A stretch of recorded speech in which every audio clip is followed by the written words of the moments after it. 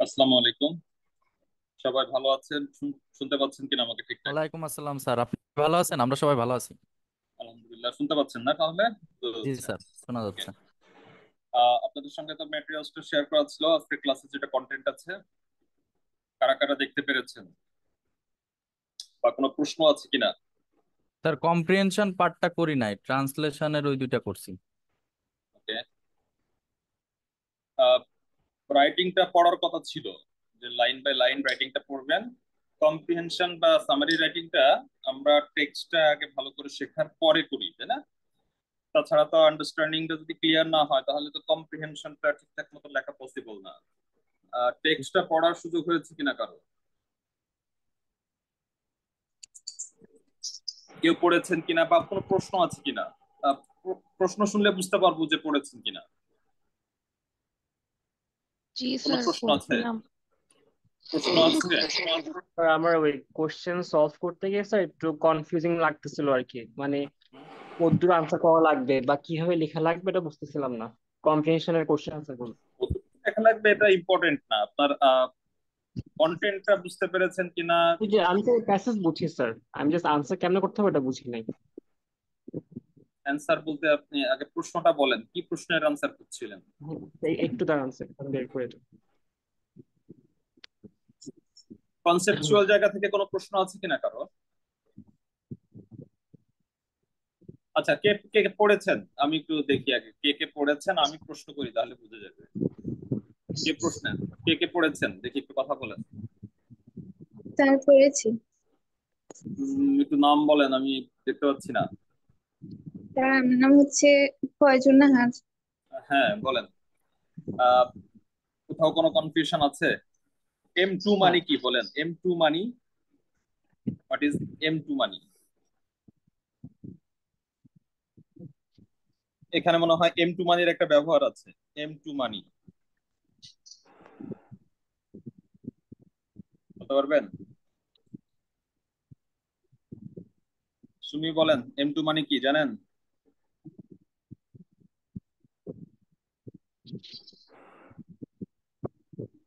Broad মানি বুঝলাম, এটাও একটা নাম হলো। কনসেপচুয়াল জায়গাটা থেকে বলেন, M2 মানি দ্বারা কি বোঝানো হয়? M2 মানি বেশি হওয়া ভালো না খারাপ, কি কাজে লাগে বলতে পারি কিনা?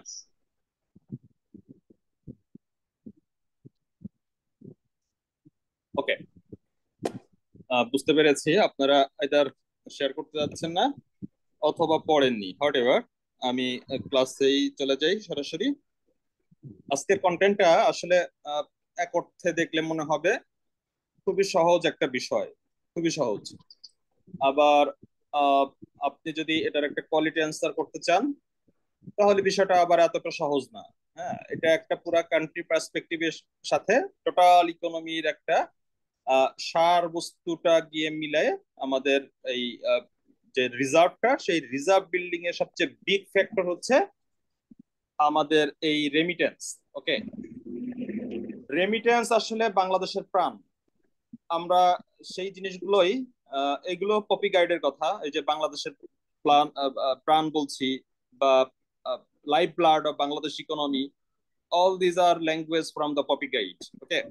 সো পপি গাইডের বাইরে একেবারেই ইম্পেরিক্যালি আমরা একটু রেমিটেন্সটা আসলে বাংলাদেশের ইকোনমির জন্য কতটুকু ইম্পর্টেন্ট। আপনাদের যে ম্যাটেরিয়ালসটা দেওয়া আছে অল ইনক্লুসিভ, এই এক পৃষ্ঠার একটা ম্যাটেরিয়ালস পড়লে এই বিষয়ে আর কিছু পড়তে হয় না বা প্রয়োজন নেই।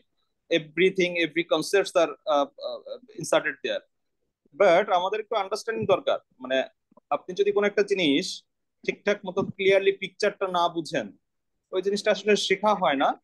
আর গদ বাঁধা মুখস্থ করেও এটা মনে রাখা পসিবল হয় না যদি না আপনি, কনসেপচুয়াল জায়গাগুলো থেকে ক্লিয়ার না হতে পারেন। ওকে। আমরা একটু দেখি যে আসলে গুরুত্বটা কোথায়, গুরুত্বটা কোথায় আমরা একটু দেখে আসি। আমাকে আপনারাই হেল্প করবেন এটা পড়াশোনার। আহ, একেবারে পড়ে শিখতে হবে এরকম কোনো বিষয় না, একেবারে কমন সেন্স থেকে কিছু জিনিস আমাকে হেল্প করবেন। ওকে। একটা কান্ট্রির এই, কেউ একজন নয়েজ করছেন, আমি বারবার মিউট করছি, আমি যদি বারবার লিস্ট থেকে মিউট করতে হয় একটু একটু একটু ই রাখি, হ্যাঁ একটু মিউট রাখি। একটু মিউট রাখি, নাহলে আমার কনসেন্ট্রেশনটা চলে যাবে। কনসেন্ট্রেশন চলে গেলে আমি আসলে হারিয়ে ফেলবো, আপনাদের জন্য চ্যালেঞ্জিং হয়ে যাবে। ওকে, আমরা একটু দেখি মানে যে কোনো কান্ট্রি, এই যে বিশেষ করে আমরা 1950-এর পর থেকে, 47-এর পর থেকে যে নতুন বিশ্ব ব্যবস্থা, দ্বিতীয় বিশ্বযুদ্ধের পর থেকে যে নতুন বিশ্ব ব্যবস্থা, এই নতুন বিশ্ব ব্যবস্থায় আহ, দুইটা বড় পরিবর্তন আসছে। আপনারা যদি আহ, আহ, এটা এটা না রাখেন, কি বলে, নয়েজ করেন, তাহলে আমি সবাইকে পার্মানেন্টলি ই করে দিব, কি বলে, মিউট করে দিব, কথা বলতে পারবেন না। ওকে, আমাকে একটু কথা বলতে দেন, একটু মনোযোগ দিয়ে শুনেন, গুরুত্বপূর্ণ আলাপ। আমরা একটু মনোযোগ দিয়ে শুনি, সবাই একটু মনোযোগ দিয়ে শোনার চেষ্টা করি, এবং সম্ভব হলে একটু নোট নিই। নোট না নিলে পরবর্তীতে কথাগুলো আপনাদের মাথায় থাকবে না। ওকে, আবার আবার একটু সেখান থেকে শুরু করি যে দ্বিতীয় বিশ্বযুদ্ধের পর সারা পৃথিবীর ব্যবসা বাণিজ্য এবং ইকোনমিতে বড় ধরনের দুইটা পরিবর্তন হয়েছে, যেটা আগে ছিল না। দ্বিতীয় বিশ্বযুদ্ধের আগেও সারা পৃথিবীর গ্লোবাল ট্রেড, এক দেশ থেকে আরেক দেশের যে ট্রেডিং, এক্সপোর্ট ইম্পোর্ট, এটা এত বিগ স্কেলে ছিল না। শুধুমাত্র নেইবারিং কান্ট্রিজ গুলা এবং স্বল্প পরিসরে এই এক্সপোর্ট ইম্পোর্ট গুলা হতো। কেন তখন আসলে এতটা এক্সপোর্ট বা এক্সপোর্ট ইম্পোর্ট বা ফরেন ট্রেড বলি আমরা, যেটা ফরেন ট্রেড এন্ড বিজনেস, দ্বিতীয় বিশ্বযুদ্ধের আগে এতটা এক্সপ্যান্ড করেনি? কেউ কি বলতে পারবেন কেন এক্সপ্যান্ড করেনি এবং তারপরে কেন করেছে? যদি জানা থাকে বা ধারণা থেকেও বলতে পারেন। অ্যান্সার ভুল হলেও কোনো সমস্যা নেই, যদি কেউ ট্রাই করেন। করবেন কেউ ট্রাই? স্যার 1993 সালে যখন $1 বিলিয়ন রেমিটেন্স আসছিল, এরপর না না না, থেকে তো রেমিটেন্স চেঞ্জ। বলিনি আমি, রেমিটেন্স বলিনি, বলেছি দ্বিতীয় বিশ্বযুদ্ধের পরে গ্লোবাল ট্রেড এন্ড বিজনেসের একটা বড় ধরনের ডাইমেনশন চেঞ্জ হয়েছে, যেটা তার আগে ছিল না। সেই দ্বিতীয় বিশ্বযুদ্ধের কথা বলেছি, 1993, না এগুলো না। জানি এই না যে স্যার। স্যার এটা কি ইন্টারন্যাশনাল মার্শাল কারেন্সি প্ল্যানের যেটা, ছিল স্যার? স্যার এটা কি মার্শাল প্ল্যানের কোনো কিছু স্যার? না, মার্শাল প্ল্যান হচ্ছে ইউ- ইউরোপের রিকনস্ট্রাকশনের জন্য আহ, ঋণ দেওয়া হয়েছে, ওটা আলাদা জিনিস। স্যার আমি বলেছি ইন্টারন্যাশনাল কারেন্সির জন্য। স্যার ফ্রি ট্রেড, আপনি কাছাকাছি কাছাকাছি গেছেন, হ্যাঁ, ফ্রি ট্রেড। এটার জন্য মেবি হচ্ছে বেড়েছে। না, বিষয়টা এরকম না, উনি কাছাকাছি গিয়েছিলেন। আসলে তার আগে স্যার যেটা ছিল, হ্যাঁ বলেন। জি স্যার, ইন্টারন্যাশনাল যে কারেন্সিটা ওইটা তো স্যার ওইটা তো ছিল না আমাদের কাছে। যখন আহ, ইন্টারন্যাশনাল কারেন্সি হিসাবে ডলার আসলো, তারপর থেকে আমরা আন্তর্জাতিকভাবে ট্রেড করা শুরু করতে পারলাম। না, ডলার আসার আগে ট্রেড তাহলে কিভাবে হতো, সেটেলমেন্ট কিভাবে হতো? স্যার এই বিষয়ে আইডিয়া ঠিক আচ্ছা, নাই স্যার। আমি একটু অল্প করে, আমি ওই বড় গল্পের মধ্যে ঢুকবো না, একটু ছোট্ট করে একটু বলে আসি। দেখেন, যে কোনো বিজনেস করতে হলে, যে কোনো বিজনেস মানে ট্রেড, এটা যদি যে কোনো ট্রেড হয়, if there is trade, if there is trade, তখন তাকে ট্রেডের একটা সেটেলমেন্ট করতে হয়, তাই না? সেটেলমেন্ট, সেটেলমেন্ট মানে কি? পেমেন্ট। ট্রেড মানে কি?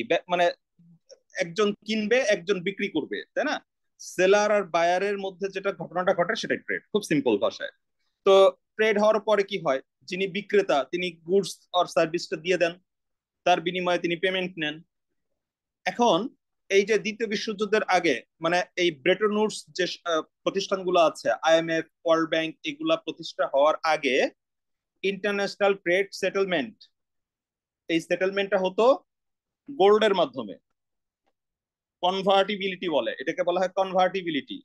একটা দেশ, কথার কথা, সৌদি আরবের সাথে ট্রেড হচ্ছে, আহ, ধরে নেন সৌদি আরবের সাথে জাপানের ট্রেড হচ্ছে, দুই দেশের কারেন্সি আলাদা, তখন কোনো কমন কারেন্সি নেই যেটা দিয়ে সেটেলমেন্ট করবে। এখন যেমন ডলার সারা পৃথিবীতে সবাই অ্যাকসেপ্ট করছে, এরকম কোনো convertible currency, widely accepted convertible কোনো কারেন্সি ছিল না।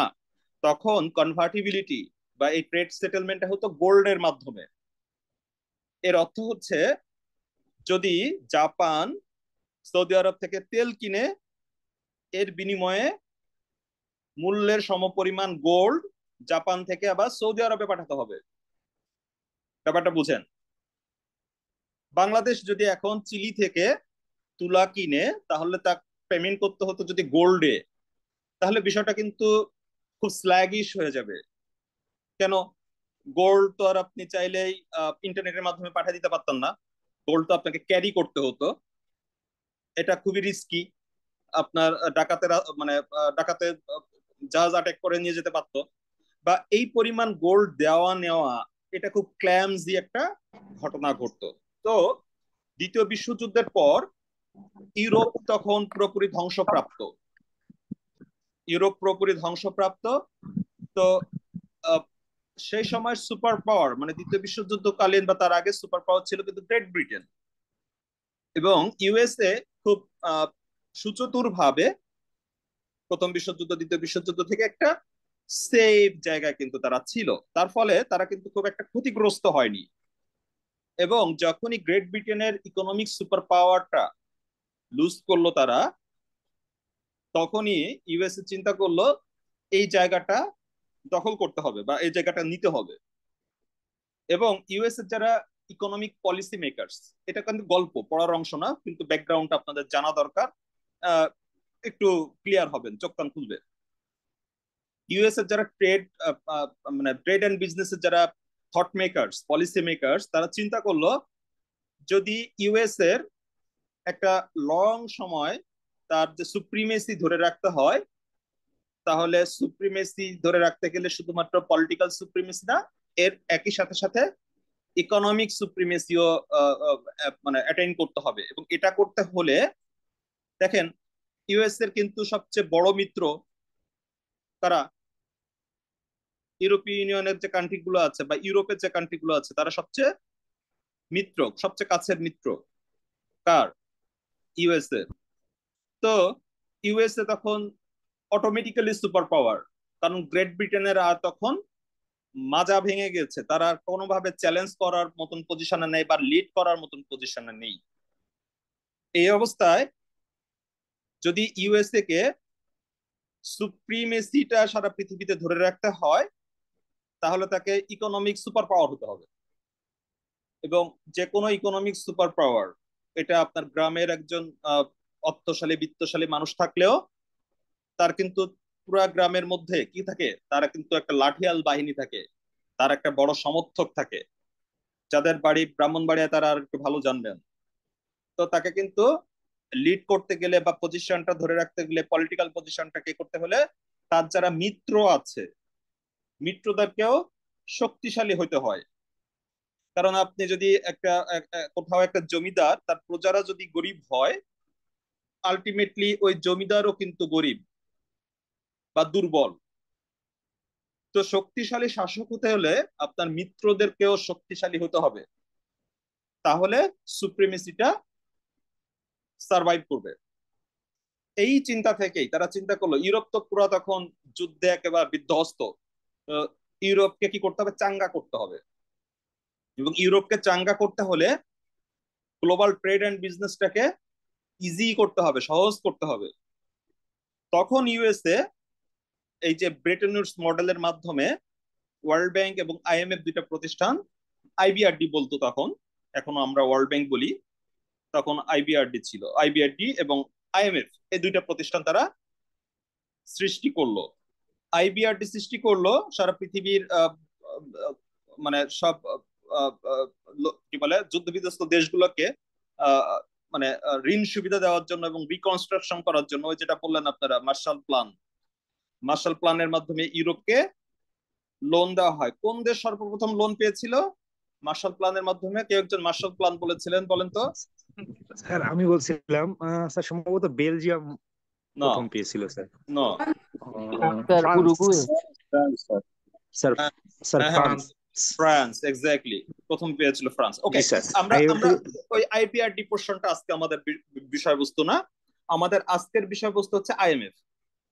তো আইএমএফ প্রতিষ্ঠার আগে বা ব্রেটন উডস এই যে কনফারেন্স, এই কনফারেন্সটার আগে যারা ইউএস এর ট্রেড এন্ড বিজনেস এর পলিসি মেকারস, তারা চিন্তা করলো যে গোল্ড স্ট্যান্ডার্ড দিয়ে ইন্টারন্যাশনাল ট্রেড পেমেন্টের যে সেটেলমেন্ট, সেটেলমেন্ট মানে দেনা পাওনা মেটানোকে বলা হয় সেটেলমেন্ট, পাওনা মেটানো, দেনা পাওনা মেটানোকে সেটেলমেন্ট বলে। তো গোল্ড স্ট্যান্ডার্ডটাকে রাখলে এটা কোনোভাবেই এই ইন্টারন্যাশনাল যে কমপ্লেক্স মানে and huge volume of transactions, এটা সেটেলমেন্ট করা টোটালি ইম্পসিবল। তো তারা গোল্ডের পরিবর্তে একটা কমন কারেন্সি ইন্ট্রোডিউস করার কথা চিন্তা করলো। অ্যাকচুয়ালি এই চিন্তাটা এসেছিল গ্রেট ব্রিটেনের একজন ইকোনমিস্টের মাথা থেকে। একটা কমন কারেন্সি, তার উনি নামটা প্রপোজ করেছিলেন ব্যাংকো। ব্যাংকো হবে সারা ওয়ার্ল্ডে সবার জন্য এই সেটেলমেন্ট করার একটা কমন কারেন্সি, যেটা আজকের ইউএস ডলার। এই ব্যাংকো কারেন্সি, কমন কারেন্সি প্রতিষ্ঠা করা এবং এটার মান নিয়ন্ত্রণ করার জন্য আলাদা একটা প্রতিষ্ঠানও তৈরি করা হবে। এই ধরনের কি বলা যায়, এই ধরনের একটা প্রপোজাল নিয়ে তারা এই ব্রেটন উডস সম্মেলনে গেল। এখানকার দুই পাশে দুইজন খুব ঝানু পলিসি মেকার ছিল। গ্রেট ব্রিটেনের পক্ষে ছিলেন জন মেনেট কেইনস, আপনারা নাম শুনেছেন, আধুনিক খুব প্রথিতযশা একজন অর্থনীতিবিদ। হ্যাঁ বলেন, লর্ড কেইনস। হ্যাঁ। জি স্যার।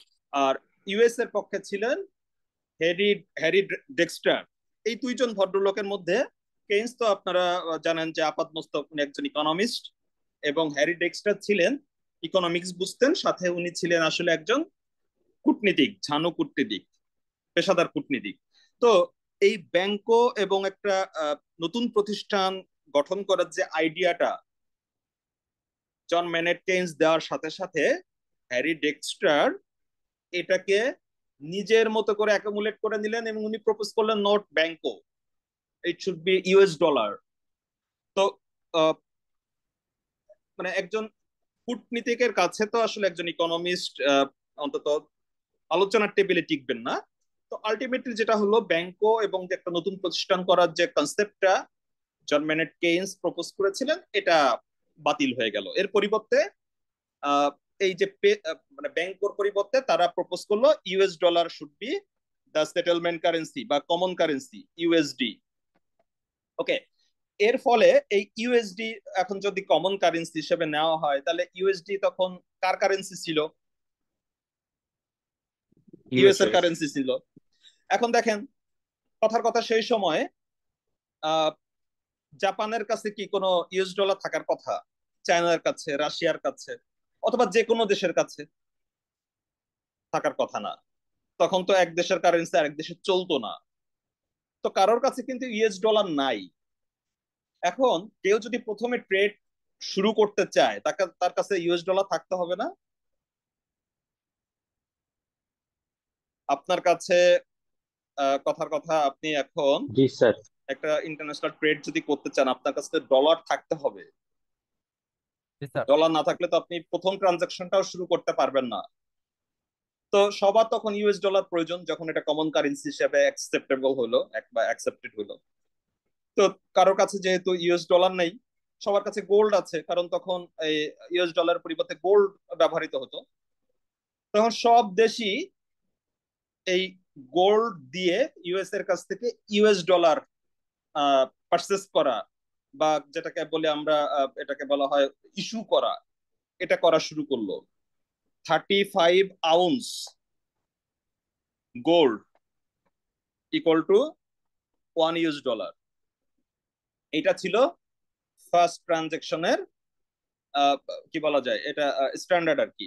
আপনাকে যে কোনো দেশ যদি $1 ইউএস এর কাছ থেকে নিতে চায়, তাকে 35 আউন্স গোল্ড দিতে হবে। তো সব কান্ট্রি কি করলো, জাহাজ বোঝাই করে করে গোল্ড ইউএসএ তে পাঠালো বা পাঠানো শুরু করলো। এর পরিবর্তে ইউএসএ তাদেরকে কাগজের মুদ্রা ধরায় দিল, পিওর গোল্ড পাঠাচ্ছে একেবারে জাহাজ ভরে ভরে, এবং ইউএসএ সুন্দর মতো শুধুমাত্র কাগজ দিয়ে ডলার ছাপাচ্ছে আর সব দেশকে প্রোভাইড করছে। এর ফলে যেটা হলো, সারা বিশ্বের যত গোল্ড আছে এর একটা হিউজ স্টক চলে গেল ইউএস এর কাছে, যেটা এখনো আছে তাদের কাছে। সারা পৃথিবীর সবচেয়ে বিগ স্টক তারা মেনটেন করে। ওকে, তো এই এই গল্পের অবতারণা এখানে, এই যে ইউএস ডলার এত ইম্পর্টেন্স পেলো, একটা কমন কারেন্সি হলো, সেই থেকে এই ইউএস ডলারের মান নিয়ন্ত্রণ করা এবং সব দেশের, পৃথিবীর সমস্ত দেশের এই ইউএস ডলারের যে ট্রানজাকশন, এটার যে রিজার্ভ মেইনটেনেন্স, এটার লোকাল কারেন্সির সাথে ইউএস ডলারের যে এক্সচেঞ্জ রেট ডিটারমিনেশন, ইন্টারন্যাশনাল সেটেলমেন্টের ক্ষেত্রে যে ক্রস কারেন্সি ট্রানজাকশন গুলা, এগুলো সেটেলমেন্ট ইত্যাদি ইত্যাদি সমস্ত বিষয়াদি নিয়ন্ত্রণ করার জন্য একটা প্রতিষ্ঠান গঠন করা হলো, তার নাম হচ্ছে আইএমএফ। আইএমএফই সারা পৃথিবীর এই কি বলা যায় এই এই ইউএস ডলার বা এই সেটেলমেন্ট সংক্রান্ত বিষয়গুলো দেখাশোনা করে। এই ঘটনার পর থেকে যেটা হলো, সব দেশের জন্য খুব ইম্পর্টেন্ট একটা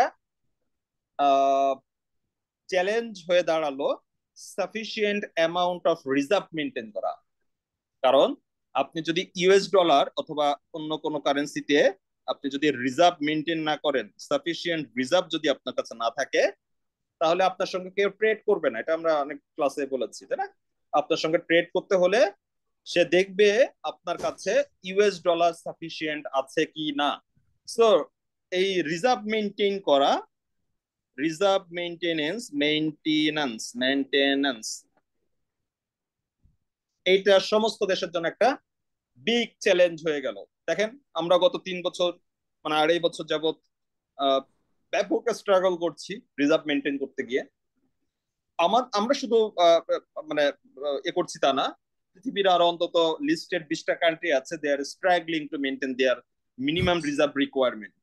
আপনারা বলেন তো, একটা দেশের জন্য কতটুকু পরিমাণ রিজার্ভ রাখাটা মোটামুটি বলা যায় যে অ্যাকসেপ্টেবল স্ট্যান্ডার্ড বা রাখতে হয়?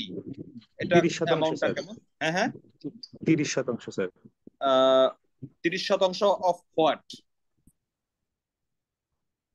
জিডিপির স্যার 30%। মানে নো স্যার, মানে স্যার, স্যার নো যে টাকা 100 টাকা যদি স্যার আমি করতে চাই, ইস্যু করতে চাই, স্যার তাহলে স্যার ইম্পোর্ট, আমাকে না না না না, 30 টাকা। টাকা টাকা ইস্যু করার সাথে রিজার্ভ মেনটেন্সের কোনো সম্পর্ক নেই। হ্যাঁ, আর কেউ এখানে বলতে কি চান? গোল্ডের সাথে ইস্যু আছে? নো নো আর নো, 3 মাসের ইম্পোর্টের স্যার পরিমাণ ইম্পোর্ট এক্স্যাক্টলি। বিষয়ে কোনো কিছু? একটা দেশের মিনিমাম রিজার্ভ হচ্ছে তার 3 months equivalent import footing, import requirement মানে একটা দেশের অ্যাটলিস্ট যদি 3 মাসের সম পরিমাণ রিজার্ভ তার যদি থাকে, 3 মাসের ইম্পোর্ট করার পরিমাণ রিজার্ভ যদি থাকে, সেটাকে আমরা সাধারণ অর্থে স্ট্যান্ডার্ড রিজার্ভ হিসেবে ধরি। বাংলাদেশের প্রতি মাসের ইম্পোর্ট ফুটিং বা ইম্পোর্ট করতে হয় 6 থেকে 7 billion dollar, 6 to 7 billion dollar per month. তার মানে হচ্ছে 3 মাসের, আমি যদি কথার কথা 7 বিলিয়ন ডলার ধরি, তাহলে 3 মাসের জন্য তার রিজার্ভ লাগছে 21 বিলিয়ন ইউএস ডলার। এটা আমাদের মিনিমাম রিজার্ভ রিকোয়ারমেন্ট। এই মুহূর্তে আমাদের রিজার্ভ কত আছে কে বলতে পারবেন? 20 বিলিয়ন। হ্যাঁ হ্যাঁ, 20 বিলিয়ন। ওকে ওকে, আমরা আমরা একটু একটু রিজার্ভের স্যার ক্ষেত্রে আমরা সেপ্টেম্বরে এসেছে স্যার 140 কোটি 47 লক্ষ মার্কিন ডলার, শুধু না সেপ্টেম্বরে স্যার। না, ভুল তথ্য, ভুল তথ্য। আপনি সেপ্টেম্বরে হয়তোবার কিছু রেমিটেন্স এসেছে সেটার কথা বলছেন। জি স্যার, না, আমি রেমিটেন্স। তো রেমিটেন্সের কথা বলছি না, আমি বলছি রিজার্ভের কথা। রিজার্ভ সরি থেকে স্যার, আমরা সরি স্যার, রেমিটেন্স ভুল, দেবো, হ্যাঁ? সরি স্যার, ভুল হয়ে গেছে। হ্যাঁ, তো আমরা একটু দেখি এই মুহূর্তে আমাদের রিজার্ভ আছে। আমরা রিজার্ভের 2 ধরনের হিসাব মেনটেন করি। রিজার্ভ ক্যালকুলেশন, রিজার্ভ ক্যালকুলেশনের ক্ষেত্রে আমরা 2টা হিসাব মেনটেন করি। একটা হচ্ছে আমাদের কি বলা হয় গ্রস রিজার্ভ, আরেকটা বলা হয় নেট রিজার্ভ। এই গ্রস রিজার্ভ এই মুহূর্তে এটা আমাদের আছে 25.82 বিলিয়ন ইউএস ডলার। এটা কিন্তু বাড়বে কমবে, হ্যাঁ। তো আমরা ধরে নিব যে এটা কোনো ফিক্সড ফিগার না, এটা কয়েকদিনের মধ্যে বাড়তে পারে।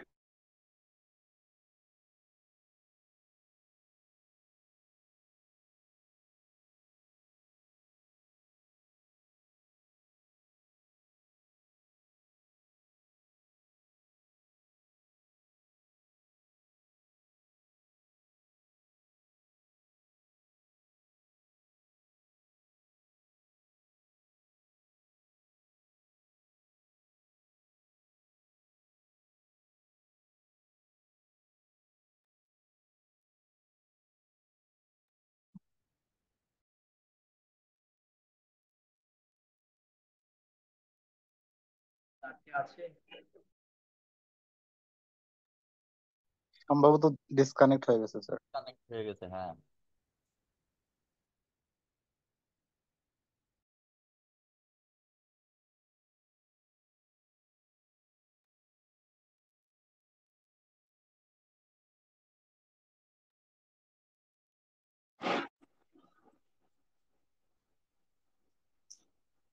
শুনতে পাচ্ছেন? জি স্যার। Okay, sir, back. আমরা কোথায় ছিলাম? ওই যে sir gross net gross reserve. রিজার্ভে sir. Reserve, net reserve. Okay, জি এক মিনিট। তো এই যে নেট রিজার্ভের যে হিসাবটা, এই হিসাবটা কিন্তু BPM-6 বা ব্যালেন্স অফ পেমেন্ট ম্যানুয়াল, এটা হচ্ছে IMF এর একটা ম্যানুয়াল। IMF একটা গাইডলাইন, ম্যানুয়াল মানে একটা গাইডলাইন, IMF ম্যানুয়াল। এটার মাধ্যমে প্রত্যেকটা IMF কান্ট্রির জন্য বাধ্যতামূলক যে BPM-6 এই ম্যানুয়ালটাকে ফলো করে আপনার দেশের, প্রত্যেকটা দেশের যে নেট রিজার্ভটা আছে সেটা ডিসক্লোজ করতে হবে বাধ্যতামূলক। কেন ডিসক্লোজ করতে হবে? কারণ আপনার পকেটে টাকা আছে কিনা সেটার উপর আমি বুঝে শুনে সিদ্ধান্ত নিব আমি আপনার সঙ্গে কোনো বিজনেস করব কিনা। বিজনেস করার ক্ষেত্রে আপনার যদি ফরেন রিজার্ভ না থাকে তাহলে আপনার সঙ্গে কেউ ট্রেড করবে না, আপনাকে কেউ ঋণ দিবে না, আপনার সঙ্গে যে বাইল্যাটারাল যে রিলেশন সেগুলো কিন্তু সংকুচিত হয়ে যাবে। সো এটা খুবই ইম্পর্টেন্ট। এবং আমরা এই আধুনিক বিশ্বে একটা কান্ট্রি ফল করার দেখেন, এই আমরা যদি বলি যে এই ব্রেটন উডস যে সংস্থাগুলো তৈরি করা হয়েছে, এর আগ পর্যন্ত একটা কান্ট্রি ফল করতে গেলে শুধুমাত্র যুদ্ধের মাধ্যমে পরাজিত হতে হতো। মানে একটা কান্ট্রি ফল করেছে মানে আমরা ধরে নিতাম সে পলিটিক্যালি ফল করেছে বা মিলিটারিলি ফল করেছে, তাই না? কিন্তু IMF যুগে আসার পর থেকে একটা কান্ট্রি কিন্তু ইকোনমিক্যালিও ফল করতে পারে। অনেকগুলো কান্ট্রি ইতিহাসে ফল করেছে। আমরা খুব রিসেন্ট সময়ের মধ্যে যদি দেখি, গত 20 বছরও না, গত 15 বছরের মধ্যেও দেখি, গ্রিস ফল করেছে, শ্রীলঙ্কা ফল করেছে, Pakistan was very near to fall. অনেকগুলো কান্ট্রি কিন্তু আমরা পড়ে যেতে দেখেছি। কারণ কি? তাদের এই মিনিমাম রিজার্ভ রিকোয়ারমেন্ট যেটা আছে সেটা ছিল না, তার ফলে একটা কান্ট্রি দেউলিয়া হয়ে যায়।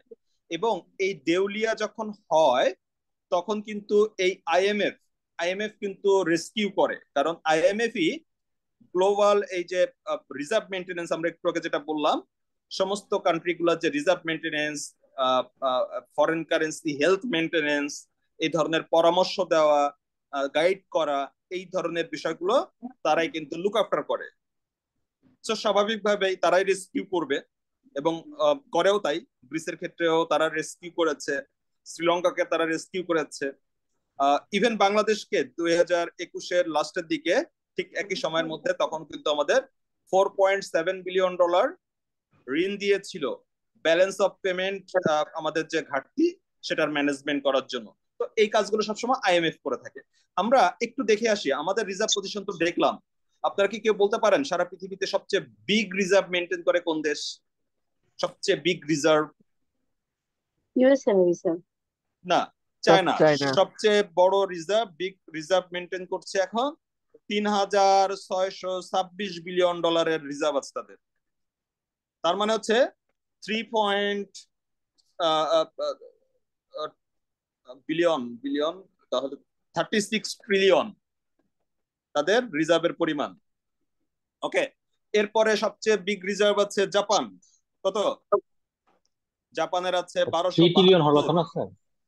সরি সরি, কিছু বলেছেন? চায়না হচ্ছে 3 ট্রিলিয়ন হওয়ার কথা না? 3,626 বিলিয়ন। বুঝতে পেরেছি? 3,626 বিলিয়ন হলে 36 ট্রিলিয়ন হয়।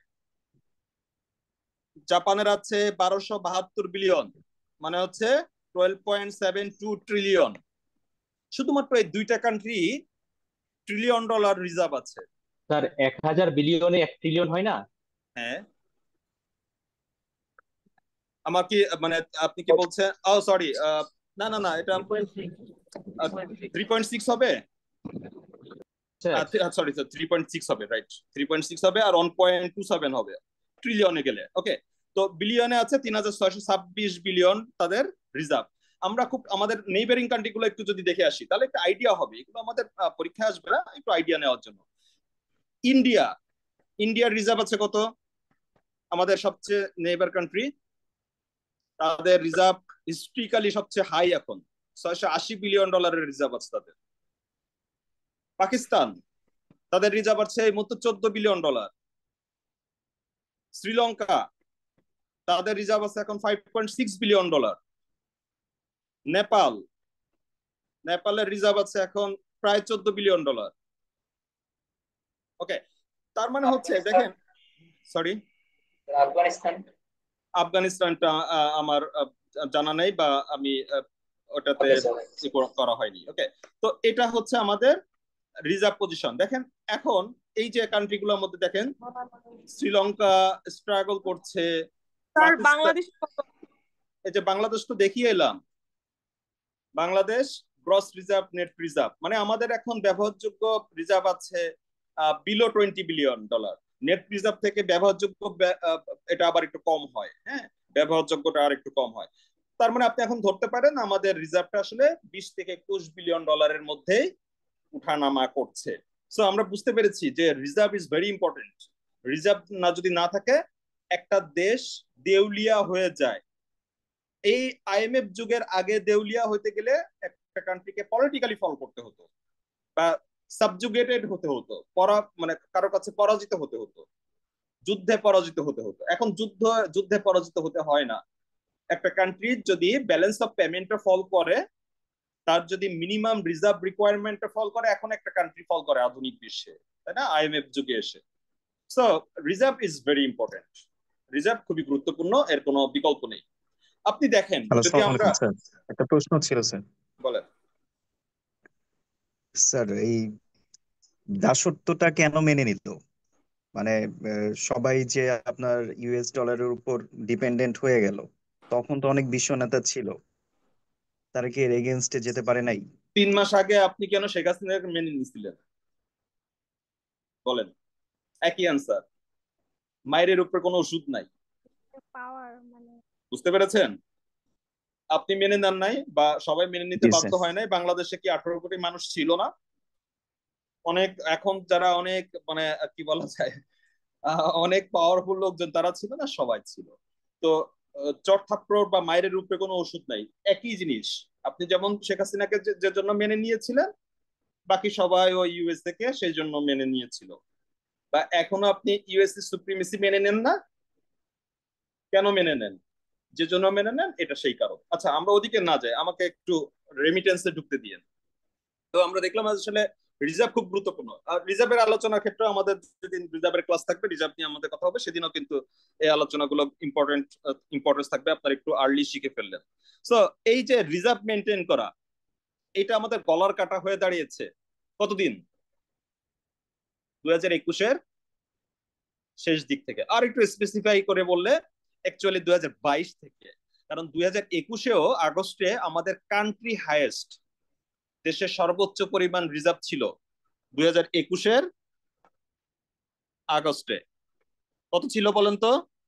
$47 billion. 48 billion plus sir.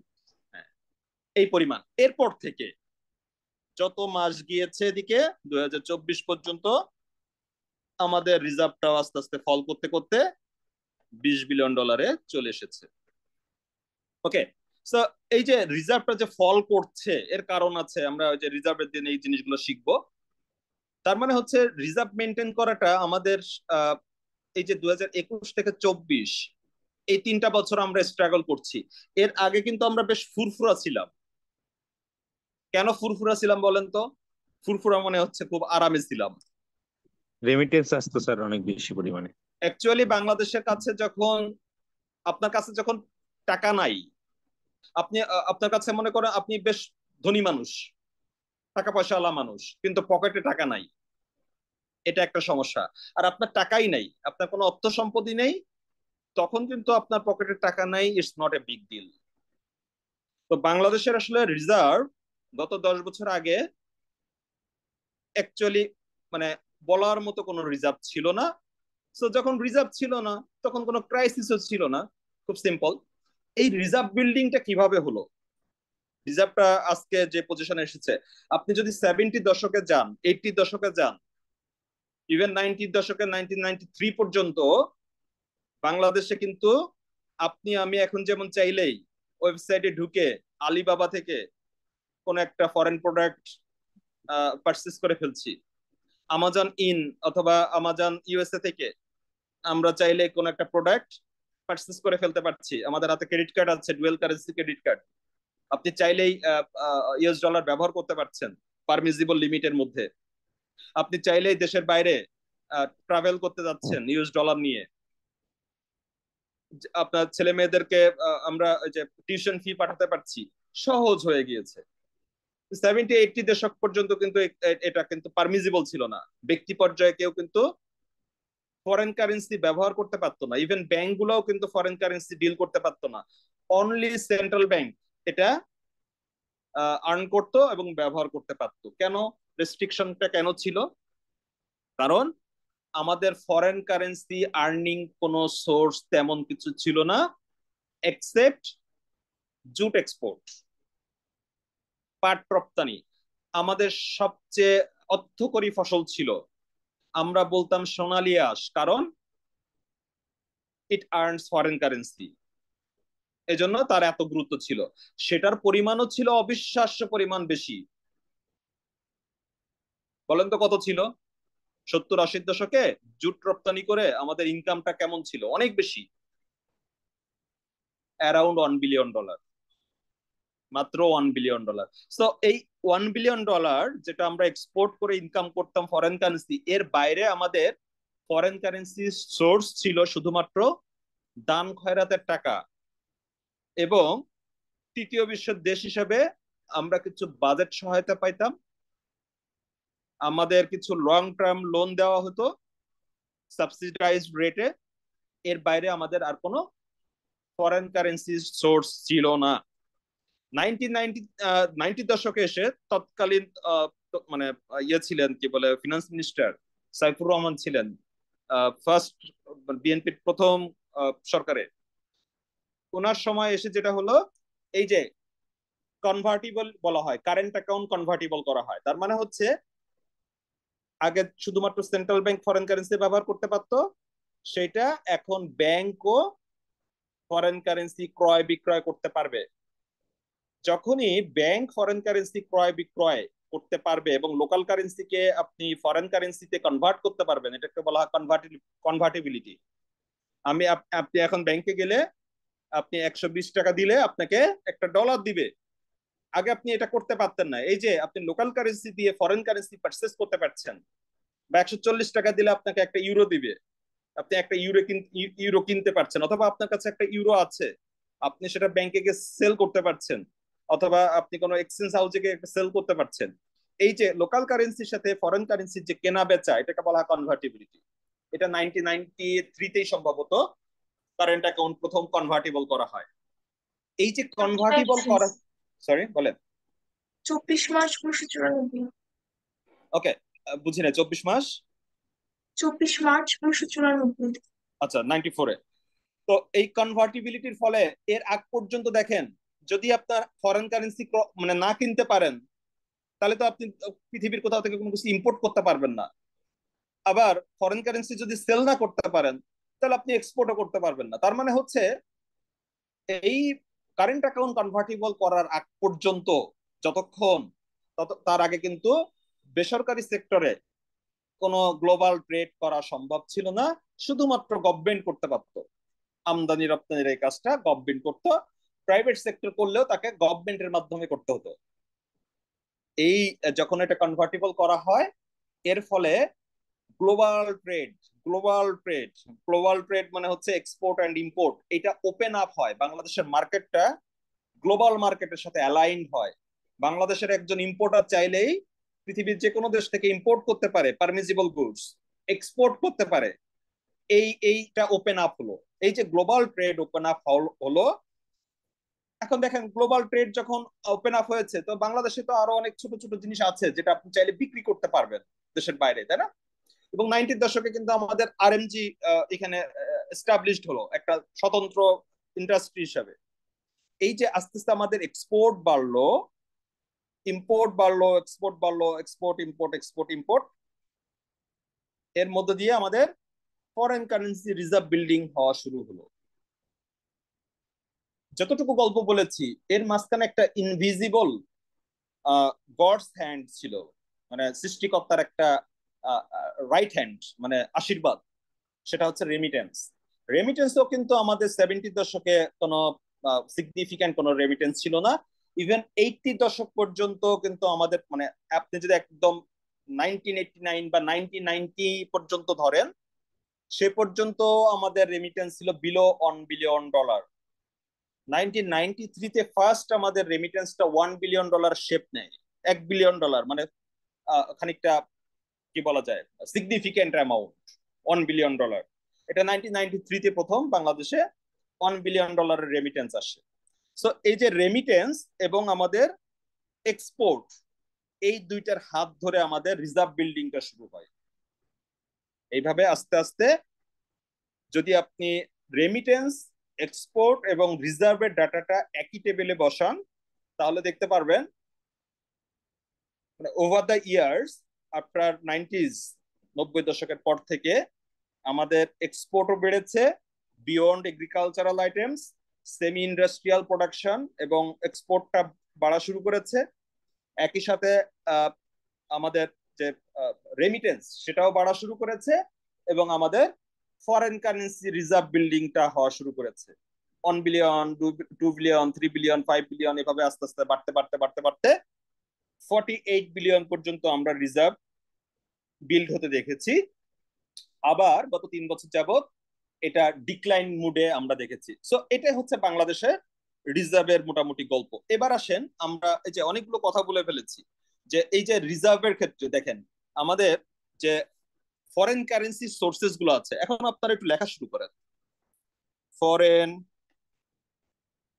Currency sources, কি কি সোর্স আছে বলেন তো একটা দেশের জন্য বা বাংলাদেশের জন্য? কি কি ফরেন কারেন্সি সোর্স আছে? বলে ফেলেছি, এর মধ্যে অনেকগুলো আছে।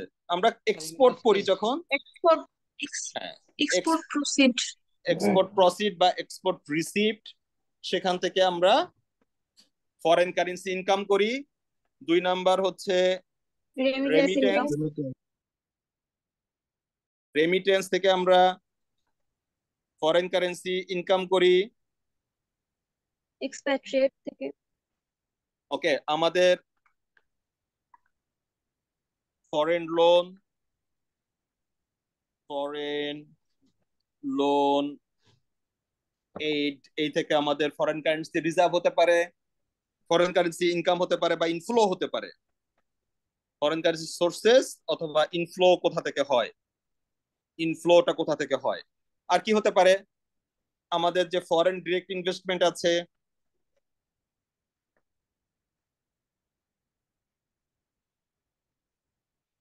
এটা থেকে আমাদের ফরেন কারেন্সি আসতে পারে। ওকে, এখন আমরা এই যে রিসিপশন যেগুলো পেলাম, এই আইটেমগুলোকে আমরা একটু অ্যানালাইসিস করে দেখব যে আসলে আমাদের যে গডস গুড হ্যান্ড কোনটা, এর মধ্যে কোনটা আমাদের সবচেয়ে বেশি আশীর্বাদ দিয়েছে বা আশীর্বাদ সূচক আমাদের ইকোনমির জন্য। আমরা প্রথমে এক্সপোর্ট রিসিপ্টটাকে একটু কাটাছেড়া করি। এক্সপোর্ট বাংলাদেশের, আপনি যদি গত 3 বছর, মানে আপনি যত সাল পিছনে যাবেন কোনো সমস্যা নেই, আমরা গত 3 বছরেরটাও যদি দেখি, এক্সপোর্ট দেখেন, এক্সপোর্টের এগেনস্টে তো আমাদের ইম্পোর্ট করতে হয় নাকি? জি এক্সপোর্টটা শুধুমাত্র তো ওয়ান ওয়ে কোনো গল্প না।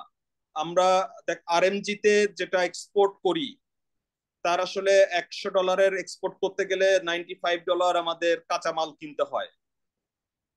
এর বাইরে তো অন্যান্য খরচ আছেই, এক্সপার্টাইজ আছে, আমার কি বলে মেশিনারিজ কিনতে হয়, ইত্যাদি ইত্যাদি। তো আমরা যদি 2-1 বছরের ক্ষেত্রে একটু এক্সপোর্ট আর ইম্পোর্ট থেকে আসলে আমাদের নেট এক্সপোর্ট কত থাকে, আমরা সবচেয়ে আমাদের বিগ ইন্ডাস্ট্রি কোনটা এক্সপোর্টের ক্ষেত্রে? আরএমজি। আরএমজি আমাদের টোটাল এক্সপোর্টের কত percent? 85, 83% of total export. Sir 85 ছিল না? এটা বাড়ে কমে, 3% অফ টোটাল এক্সপোর্টের আরএমজি থেকে আসে। ওকে, এবার দেখেন আরএমজির ক্ষেত্রে আমরা একটু চিত্রটা দেখি। যদি আমরা 2021-22 দুইটা সালের ক্ষেত্রে দেখলে আমরা বুঝতে পারবো। 2022 এরগুলো কিন্তু কোনোটা পরীক্ষায় আপনাকে এগুলো লিখতে হবে না, আমরা জাস্ট একটু আন্ডারস্ট্যান্ডিংটা ক্লিয়ার করে নিচ্ছি, তারপরে আমাদের সবকিছু সহজ হয়ে যাবে। এটা হচ্ছে আমাদের যদি পিরিয়ড ধরি, পিরিয়ড, এই পিরিয়ডে আমরা যদি এখানে দেই এক্সপোর্ট ডাটা, কতটুকু এক্সপোর্ট করেছি, এখানে আমরা ইম্পোর্ট দেই, আর এখানে যদি আমরা নেট এক্সপোর্ট দেই, আমরা আরএমজি খাতায়, এটা কিন্তু আরএমজির ক্ষেত্রে বলছি, শুধুমাত্র আরএমজি এক্সপোর্ট, আরএমজির ক্ষেত্রে আরএমজি এক্সপোর্ট করেছি 36.81, এটা সব বিলিয়ন ডলার। পরের বছর এর আগের বছর করেছিলাম 27.78। ইম্পোর্ট হয়েছে এর এগেনস্টে 12.85, 12.27। তাহলে দেখেন আরএমজিতে 36 বা 37 বিলিয়ন ডলারের যে এক্সপোর্ট করতে গেলে আমাদের প্রায় 13 বিলিয়ন ডলারের পারচেস করতে হয়েছে। তার মানে এখান থেকে নেট এক্সপোর্ট আমদানি বাদ দিয়ে 23.96, এখানে দাঁড়ায় 15.51। এটা কি? এটা নেট এক্সপোর্ট। আমি 36 বিলিয়ন ডলারের এক্সপোর্ট করতে গেলে তার এখানে 13 বিলিয়ন ডলারের আমার পারচেস করতে হয়েছে। তাহলে নেট এক্সপোর্ট হিসাবে, মানে নেট প্রফিট হিসাবে আমার 24 বিলিয়ন ডলার, তার আগের বছর 15.5 বিলিয়ন ডলার রয়েছে। এখান থেকে কিন্তু অন্যান্য খরচও আছে। অ্যাকচুয়ালি এখান থেকে যদি আমার অপারেটিং কস্ট, আমার ইনভেস্টমেন্ট কস্ট ইত্যাদি ইত্যাদি সবকিছু বাদ দেওয়া হয়, তাহলে আমরা যেটা দেখতে পাবো এই বছর হয়তো বা আমাদের, কথার কথা আমি জাস্ট করছি, 10 বিলিয়ন ডলারের মতন হয়তো বা আমাদের নেট ইনকাম হয়েছে। এখান থেকে হয়তো বা আমাদের 7 বিলিয়ন ডলারের নেট ইনকাম হয়েছে। এটা হলো net income after all cost. একটা বছরে আপনি যদি এত বড় একটা ইন্ডাস্ট্রি থেকে শুধুমাত্র অনলি 10 বিলিয়ন ডলার বা 7 বিলিয়ন ডলার ইনকাম করেন, তাহলে কি এই এই এই পরিমাণ নেট ইনকাম দিয়ে বাংলাদেশের এই বিগ ইকোনমিকে চালানো সম্ভব? 18 কোটি মানুষকে না, সম্ভব না। তার মানে হচ্ছে আমাদের যে এক্সপোর্ট রিসিপ্ট আমরা আসলে যা পাই, that is not sufficient to handle the challenges of balance of payment. Balance of পেমেন্টের হিউজ চ্যালেঞ্জ থাকে। কি ধরনের challenge?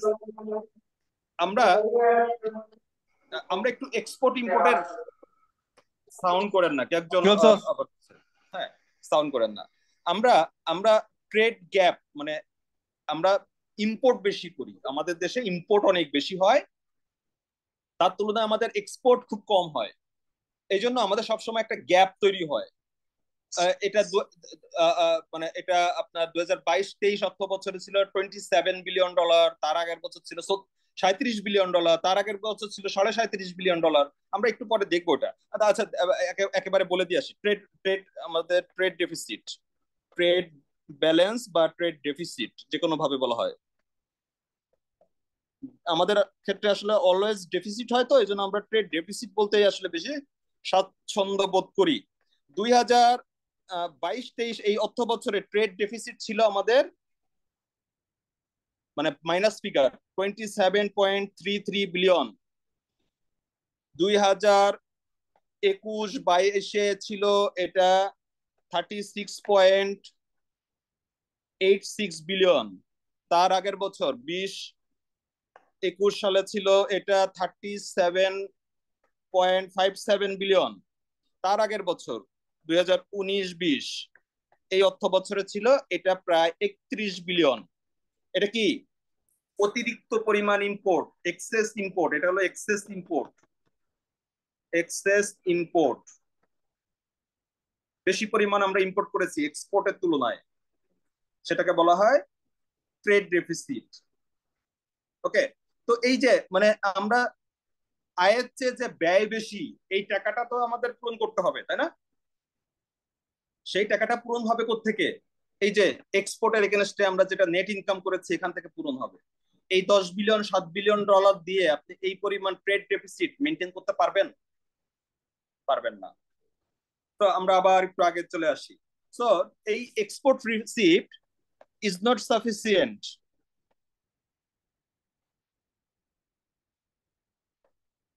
Two neutralize huge trade deficit. আমাদের যে হিউজ ট্রেড ডেফিসিট আছে সেটাকে এই এই এই এক্সপোর্ট খাতের যে আমাদের নেট অ্যামাউন্ট যেটা থাকে সেটা দিয়ে এটা হ্যান্ডেল করা পসিবল না। তার মানে আমাদের সেকেন্ড অপশন আছে রেমিটেন্স।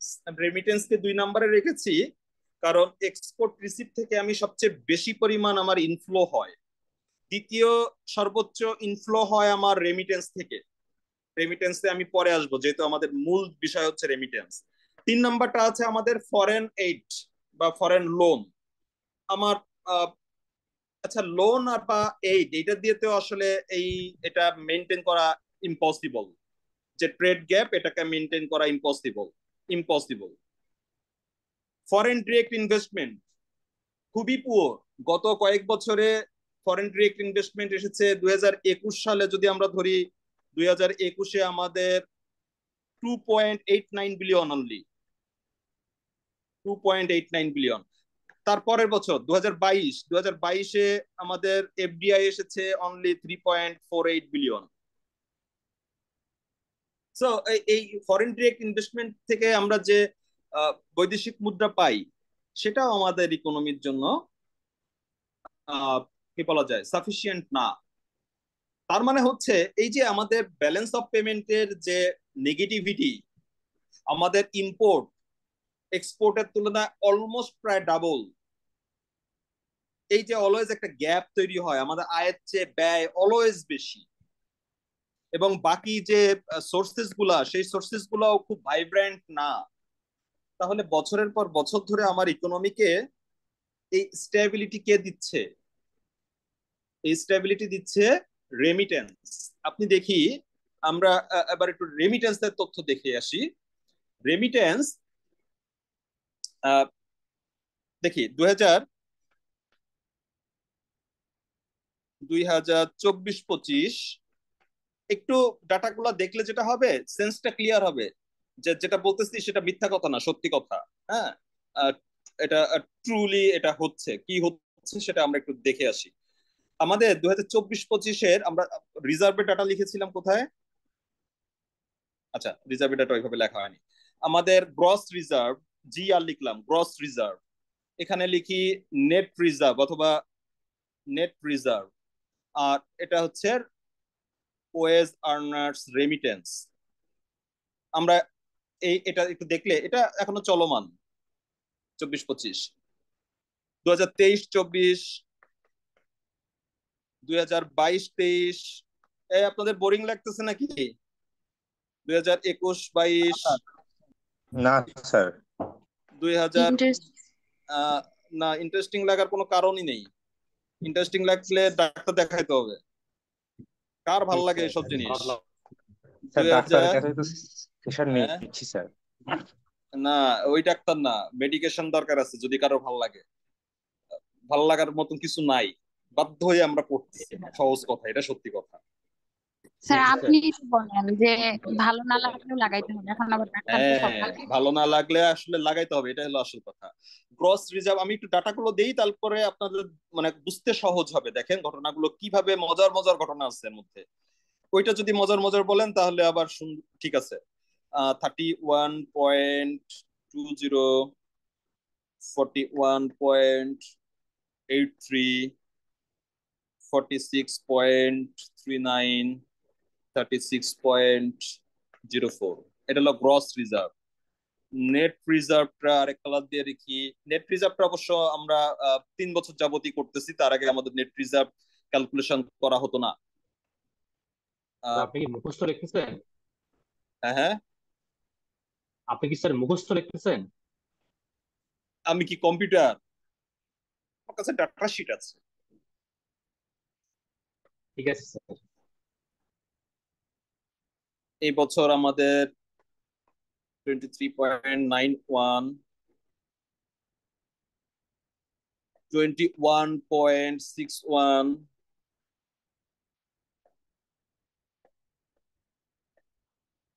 এখানে আমাদের আর কোনো নেট রিজার্ভ নাই।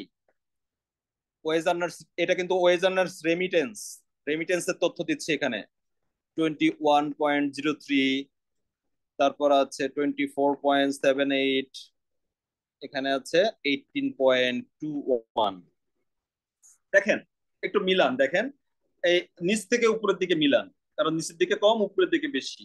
আমাদের ওয়েজ আর্নার্স রেমিটেন্স যেভাবে বেড়েছে, একই সাথে দেখেন আমাদের গ্রস রিজার্ভ বৃদ্ধিরও এই পর্যন্ত একটা সম্পর্ক আছে, এই 31 পর্যন্ত।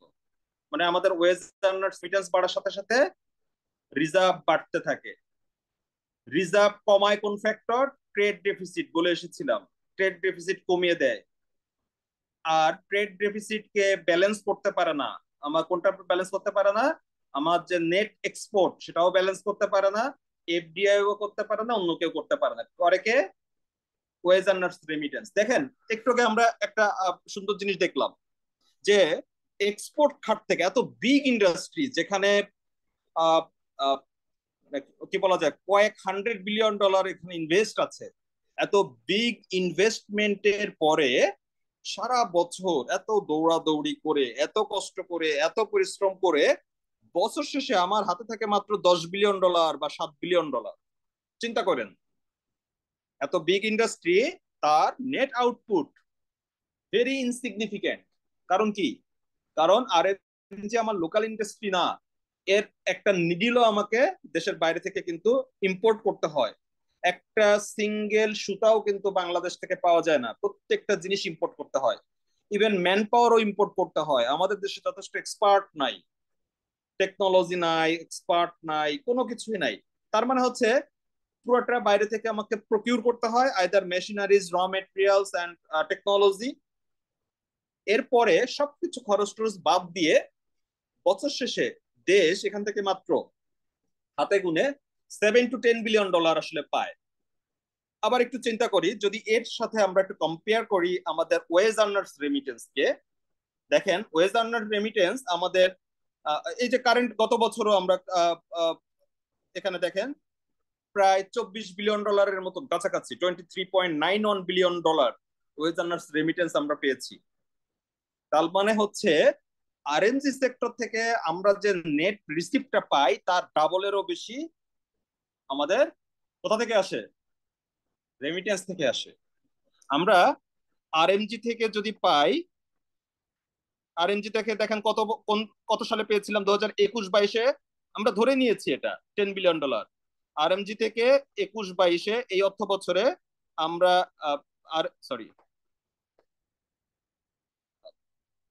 আরএমজি আর এর কম্পেয়ার করতে চাচ্ছি, আরএমজি আর রেমিটেন্স 2021-22-এ আমরা ধরেছি এখানে $10 বিলিয়ন আরএমজি থেকে এসেছে, আর রেমিটেন্স থেকে কত টাকা এসেছে? $21 বিলিয়ন। আরেকটা সাল নিয়েছিলাম আমরা 2019-20, না 20-21, 2020-21 এই বছরে আরএমজি থেকে আমাদের এসেছিল $7 বিলিয়ন, আর 20-21-এ আমাদের রেমিটেন্স থেকে এসেছে অলমোস্ট $25 বিলিয়ন। তাহলে আমাদের বিগ ইন্ডাস্ট্রি কোনটা?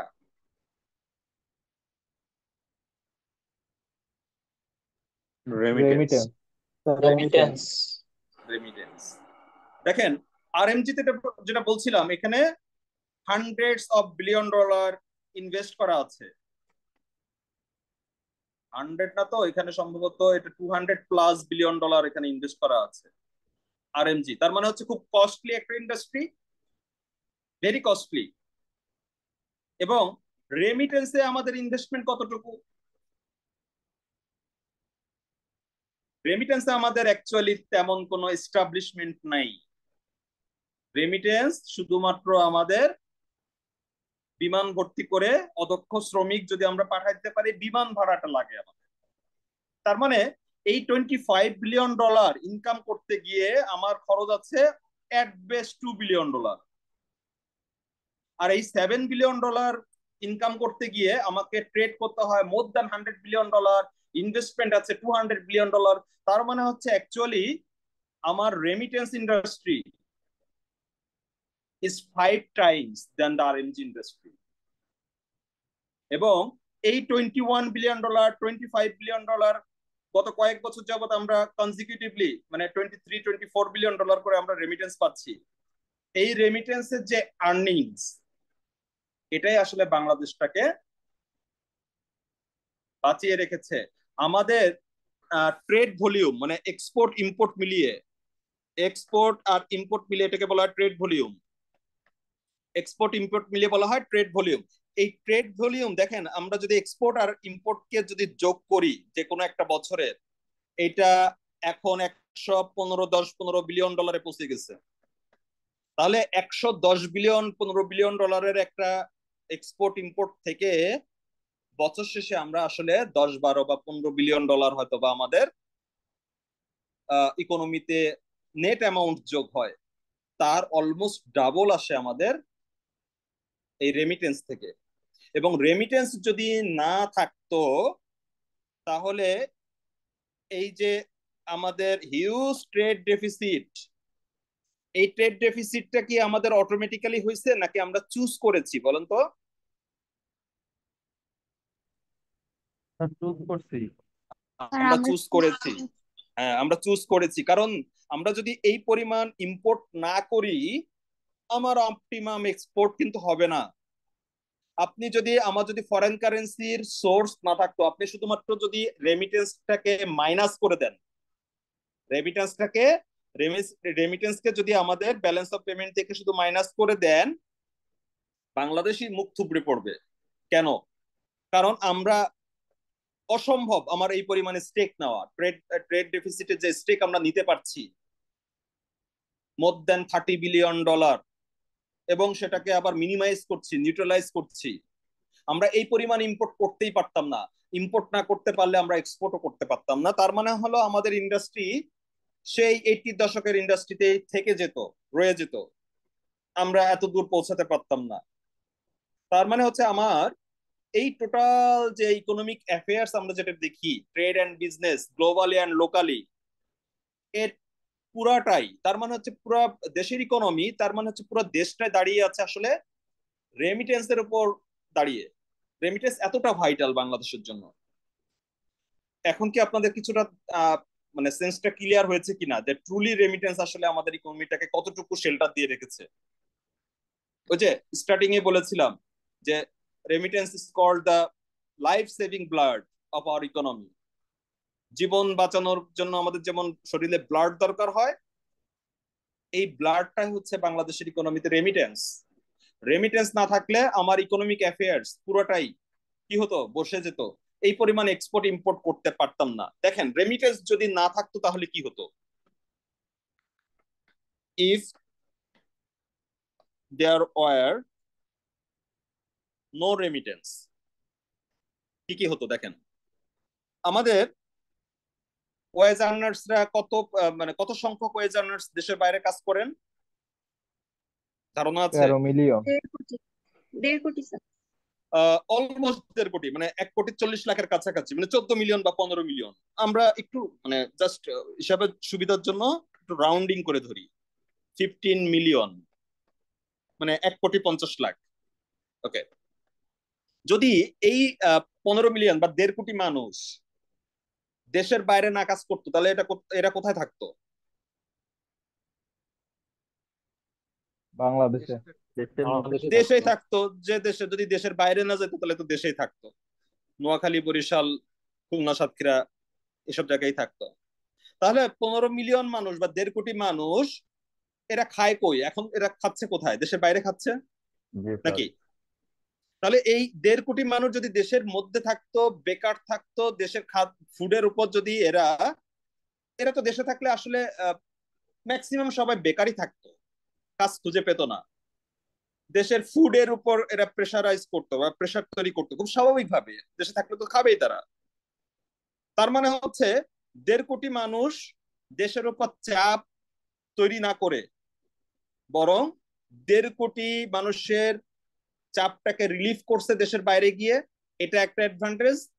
উল্টা ওখান থেকে প্রতি বছর 22-23 বিলিয়ন ডলার করে পাঠাচ্ছে। তার মানে হচ্ছে এটা হলো ডাবল কাটিং বা ডাবল স্কাটিং একটা কন্ট্রিবিউশন যারা আমাদের রেমিটার আর্নার্স। বাংলাদেশে স্যার ডাকলে আসলে তাদেরই স্যার ডাকা উচিত। সবারই টাকা উচিত, আমাদের প্রত্যেকের। আমি ওই যে মজা করে বলি যে এই যে একটা দামি ট্যাব নিয়ে, অ্যাপলের একটা ট্যাব নিয়ে আমি আপনাদের সাথে ক্লাস নিচ্ছি, আমার সামনে একটা কি বলা যায়, একটা কম্পিউটার স্ক্রিন আছে, সব দামি দামি আইটেমস, আপনাদেরও আছে, মানে আমি আমারগুলো শো অফ করছি সেটা না, উদাহরণ দেওয়ার জন্য বলছি। তো এই যে দামি দামি ডিভাইস গুলা, এগুলো আমরা শুধু নাম শুনতাম, জীবনে চোখেও দেখতাম না যদি আমার এই রেমিটাররা না থাকতো। আমার এই ওয়েজ আর্নার্স যারা পাঠাচ্ছেন, ওয়েজ আর্নার যারা আছেন, তারা যদি না পাঠাতেন, তাহলে আসলে আমরা এগুলো জীবনেও কখনোই অ্যাভেল করতে পারতাম না। আমার ইকোনমি আজকে এখানে আসতো না, $3000 কাছাকাছি আমার পার ক্যাপিটা ইনকাম, এটা আসতো না।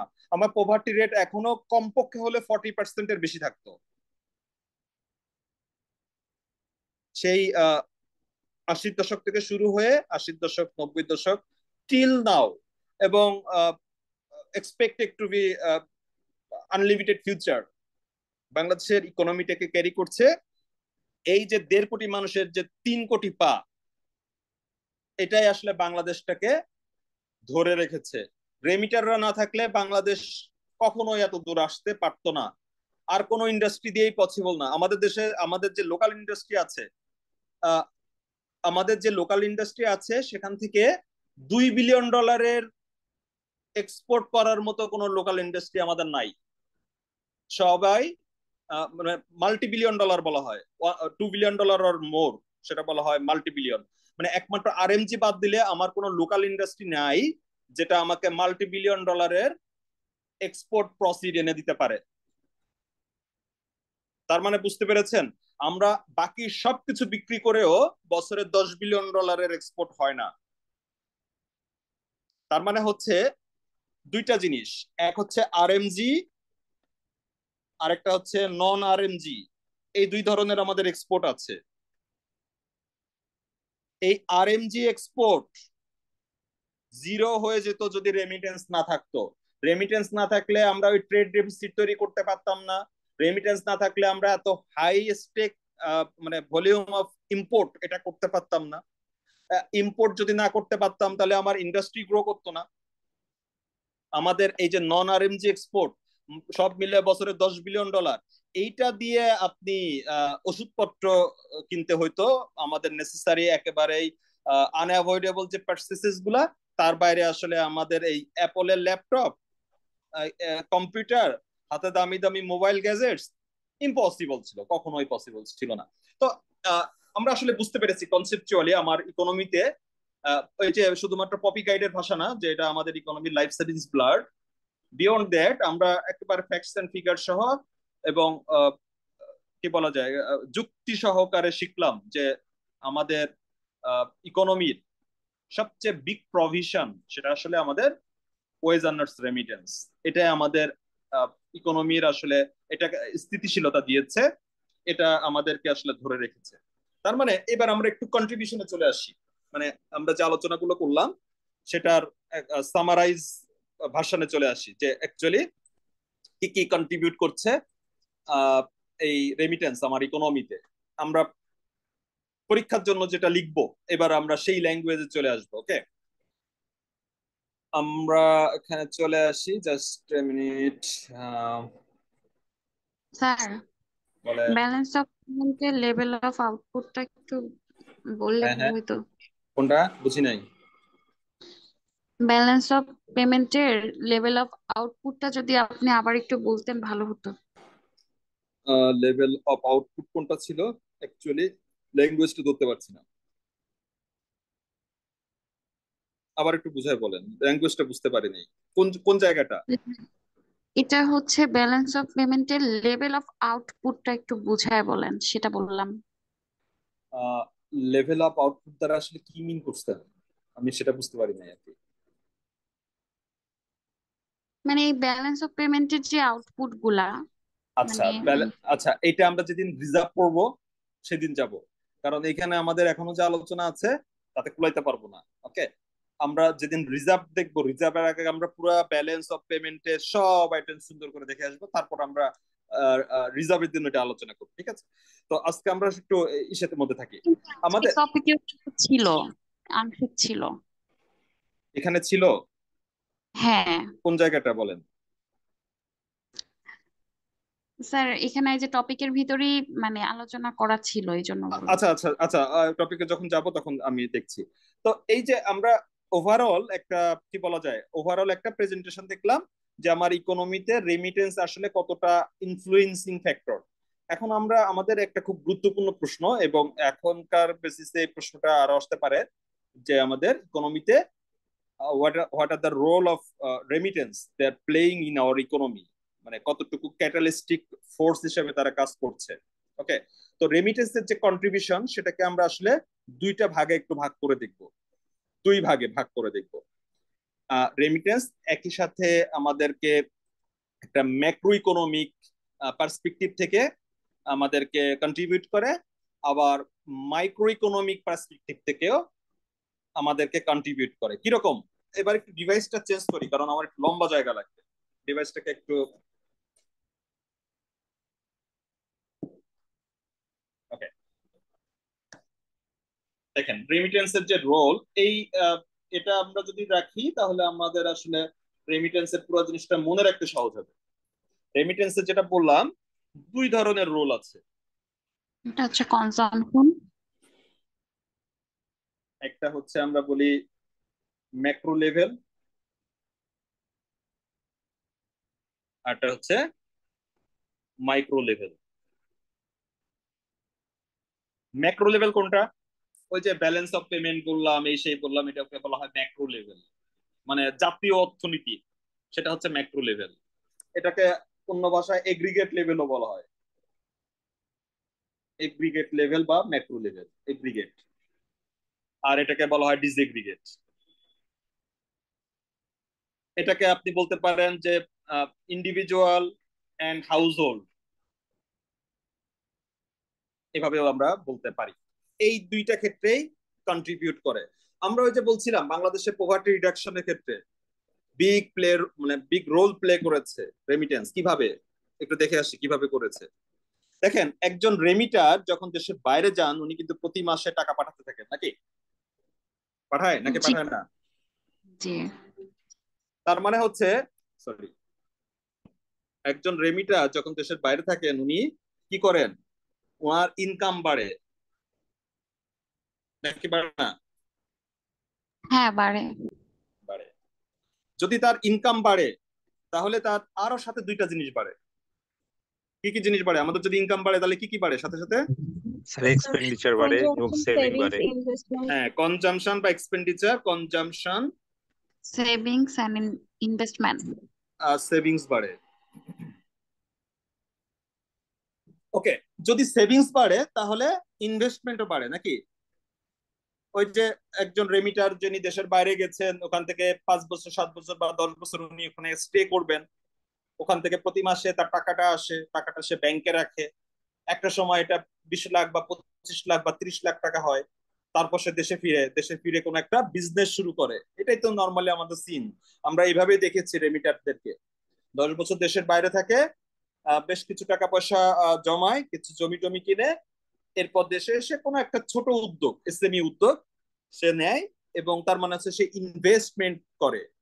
যেহেতু তার সেভিংস আছে, সেভিংস থেকে সে ইনভেস্টমেন্ট করে।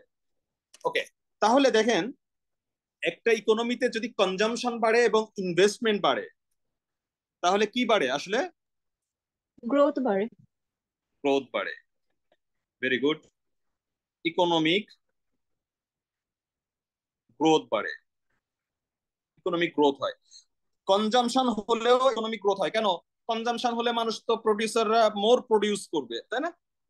এখন আপনি দেখেন যদি কথার কথা আমাদের যে ব্লকবাস্টার সিনেমা হলে গিয়ে সিনেমা দেখার মতন ক্যাপাসিটি তৈরি হয়, তাহলে অনেকগুলো ব্লকবাস্টার সিনেমা হল দেশে তৈরি হবে। আমার দেশে যদি চাইনিজ খাবারের কনজাম্পশন বাড়ে, চাইনিজ রেস্টুরেন্ট বাড়বে, ইনভেস্টমেন্ট বাড়বে, খুব স্বাভাবিকভাবে জিডিপি বাড়বে। তাহলে কনজাম্পশন বাড়লে আমার ডিমান্ড বাড়ে, ডিমান্ড বাড়লে আমার সাপ্লাইও বাড়ে, তার মানে হচ্ছে আমার আউটপুট বাড়ে। আবার যখন সেভিংস বাড়ে মানুষের, মানুষ তো সেভিংসটা বালিশের নিচে জমায় রাখে না, ডেফিনেটলি সে ইনভেস্ট করে। ইনভেস্টমেন্ট করলেও কিন্তু ইকোনমিক গ্রোথ হয়। তার মানে হচ্ছে মাইক্রো লেভেল থেকে যদি আমরা দেখি তাহলে রেমিটেন্স একজন ইন্ডিভিজুয়াল বা একটা ফ্যামিলিতে তার রিয়েল ইনকামটা ইনক্রিজ করে, ultimately it leads to increase his or her consumption as well as savings. When savings increases, it turns to investment, and growing consumption contribute directly to the growth of this economy. খুব simple ভাষায় আমরা কিন্তু শুধুমাত্র diagram থেকে এভাবে লিখে ফেলতে পারি। এবার আমরা একটু মাইক্রো লেভেল থেকে দেখে আসি, বা এগ্রিগেট লেভেল, ওই যে অনেক আলোচনা করলাম একটু আগে, সেখান থেকে কি কি হয়। এই ম্যাক্রো লেভেলে যখন রেমিটেন্স বাড়ে তখন কি হয়?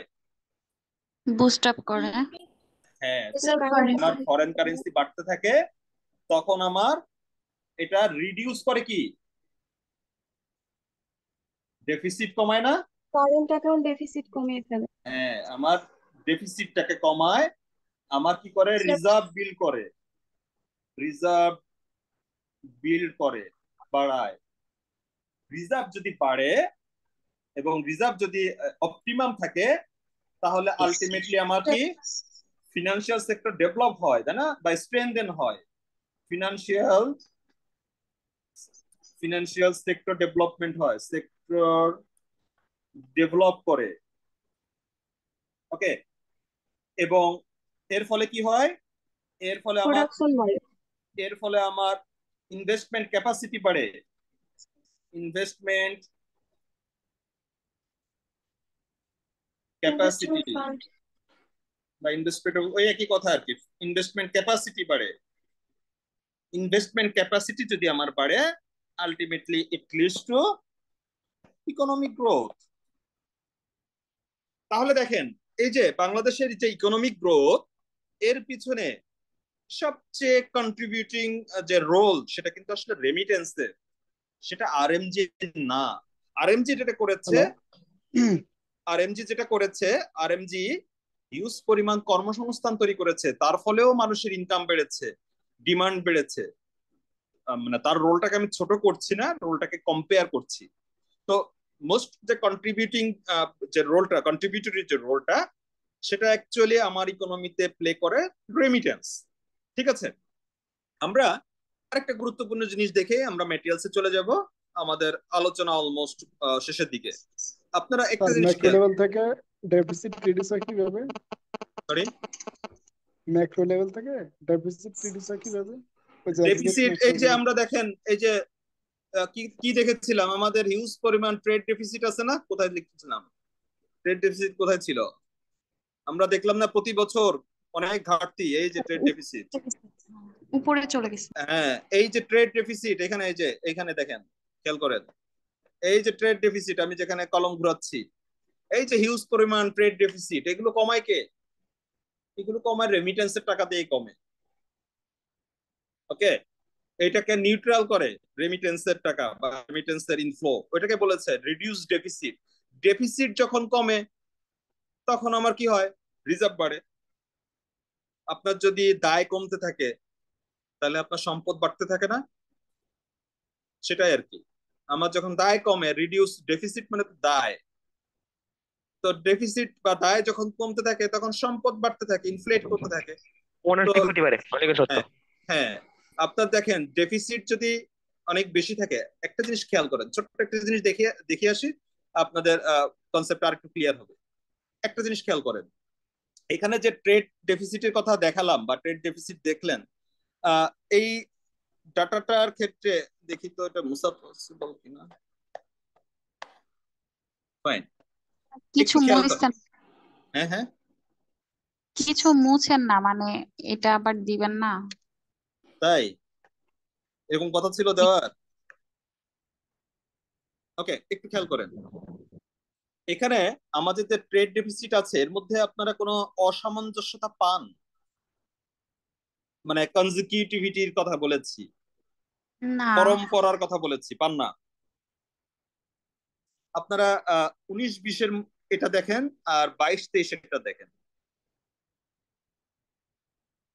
আচ্ছা, তারপরে যদি না পান, আমি আরেকটু বেটার ডাটা দেই আপনাকে, আরেকটু কি বলা যায়, আরেকটু ইনক্লুসিভ ডাটা দিই। ট্রেড ডেফিসিটের আমরা একটু হিস্ট্রিক্যাল এটা দেখে আসি। ট্রেড ডেফিসিট তাহলে মজার একটা বিষয়, আপনারা বুঝতে পারবেন যে কত বড় একটা ঘাপলা তৈরি হয়েছে এবং কোথায় তৈরি হয়েছে। আমি একটু ডাটাটা আপনাদেরকে দেই। 2018, 2019, 2020, 21, 22, কয়েকটা বছরের ট্রেড ডেফিসিটের কথা বলছি। ট্রেড ডেফিসিট বা ট্রেড ব্যালেন্স বলা হয়। ট্রেড ব্যালেন্স, অন্যদের জন্য ব্যালেন্স, আমাদের জন্য deficit. Trade balance, negative balance আর কি। আমার পেনটা রিয়েল টাইম কাজ করছে না। ওকে, 2018-তে আমার ট্রেড ডেফিসিট ছিল $18 বিলিয়ন, মাইনাস $18 বিলিয়ন। এখানে ছিল $16 বিলিয়ন, এখানে ছিল আবার $18 বিলিয়ন, এখানে ছিল $24 বিলিয়ন, আর এখানে হয়ে গেছে $36 বিলিয়ন। দেখেন তো কোনো ইনকনসিস্টেন্সি আছে? এই যে টাইম লাইন ডাটা পান, কোনো ইনকনসিস্টেন্সি আছে মনে হয়? হ্যাঁ, বেড়েই চলেছে। এখানে 18 ফাইন, 16 ফাইন, 18 ফাইন, 24 ফাইন, একটা কনজিকিউটিভিটি আছে না? 16 18 16 18 16 18, এইখানে গিয়ে 36 হয়ে গেছে না? হ্যাঁ এটা তো একটু মানে বেমানান নাকি? জি এটা কত সালে হয়েছে? 2022 আপনারা 2022-এ এটার সাথে কোন ঘটনার একটা রিলেশন খুঁজে পাওয়া যায় কিনা? কোন ঘটনার যে 18 বিলিয়ন, 16 বিলিয়ন, 18, 24 করোনা প্যান্ডেমিকের সময় স্যার।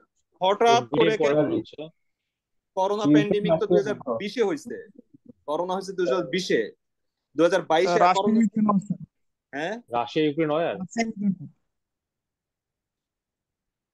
মিডিয়ায় খাওয়াইতে খাওয়াইতে মিডিয়ায় আমাদের যা খায় আমরা আসলে তাই খাই।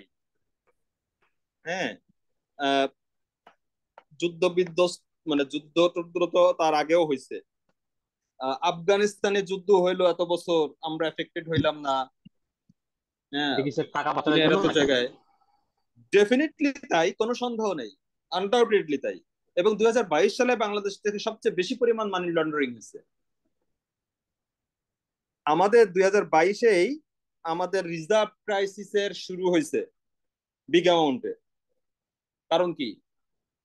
কারণ হিউজ পরিমাণ মানি লন্ডারিং, এই ট্রেড গ্যাপ, অস্বাভাবিক ট্রেড গ্যাপ।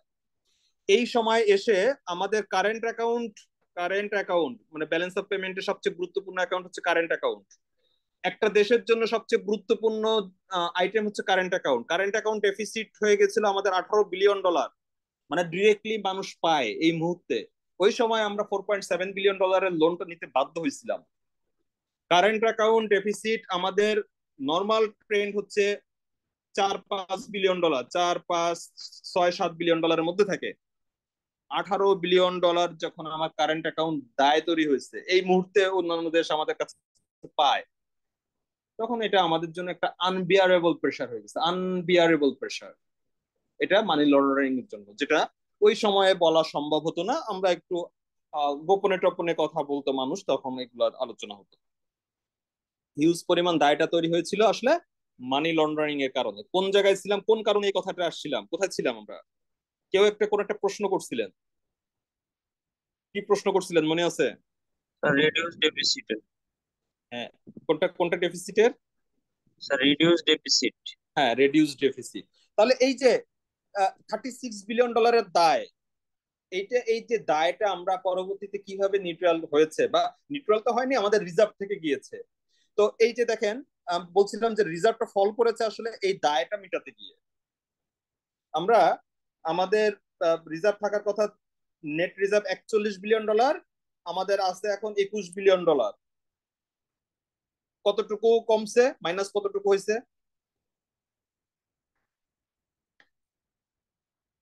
কতটুকু? 20 বিলিয়ন ডলার।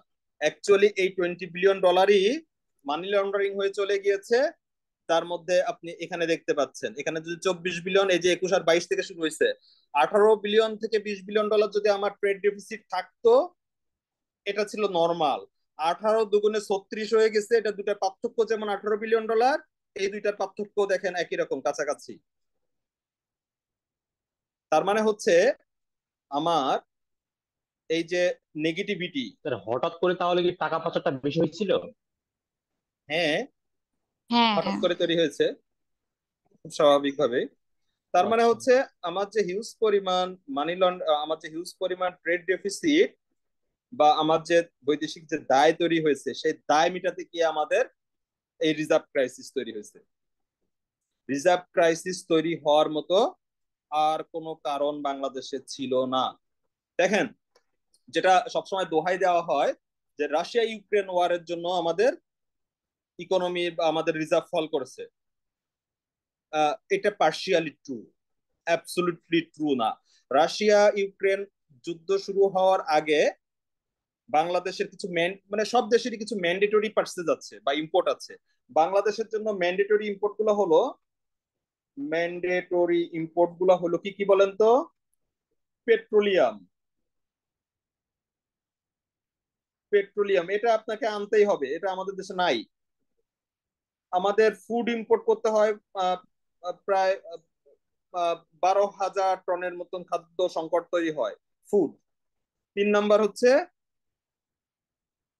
পেট্রোলিয়াম, ফুড, আর কোনটা? সার স্যার, আর কীটনাশক, একটা হচ্ছে কৃষি জাতীয়। ফার্টিলাইজার এন্ড ওই যে পেস্টিসাইডস যেগুলো আছে, ফার্টিলাইজার পেস্টিসাইডস, এগুলো আমাদের একেবারে মাস্ট আনতে হবে। তো এর পিছনে নর্মালি যেটা হতো, আমাদের 12 থেকে 14 বিলিয়ন ডলার প্রতি বছর খরচ হতো। এটা মোটামুটি একটা স্ট্যান্ডার্ডাইজড ফিগার। 12 থেকে 14 বিলিয়ন ডলার আমাদের এই ম্যান্ডেটরি পারচেজ করতে রাষ্ট্রের খরচ হতো। রাশিয়া ইউক্রেন ওয়ারের সময় এটা 18 বিলিয়ন ডলার হয়েছিল। তাহলে কতটুকু বাড়ছে? নেট 4 বিলিয়ন ডলার বাড়ছে। 4 বিলিয়ন ডলারের চাপ সামলাতে গিয়ে তো আমার রিজার্ভ 20 বিলিয়ন ডলার ফল করবে না। বুঝতে পেরেছেন শুভঙ্করের ফাঁকিটা এখানে? আমার রাশিয়া ইউক্রেন ওয়ারের জন্য নেট খরচ বেড়েছে 4 বিলিয়ন ডলার, আর আমার রিজার্ভ কমেছে 20 বিলিয়ন ডলার। তাহলে কি এটা দিয়ে এটাকে এক্সপ্লেন করে? না করে স্যার। কিনা? করার কথা না। যদি আপনি না জুডিশিয়াসলি দেখেন, লজিক্যালি দেখেন, তাহলে এটা করার কথা না। তার মানে হচ্ছে বাকিটা আসলে হাওয়ায় উড়ে গিয়েছে।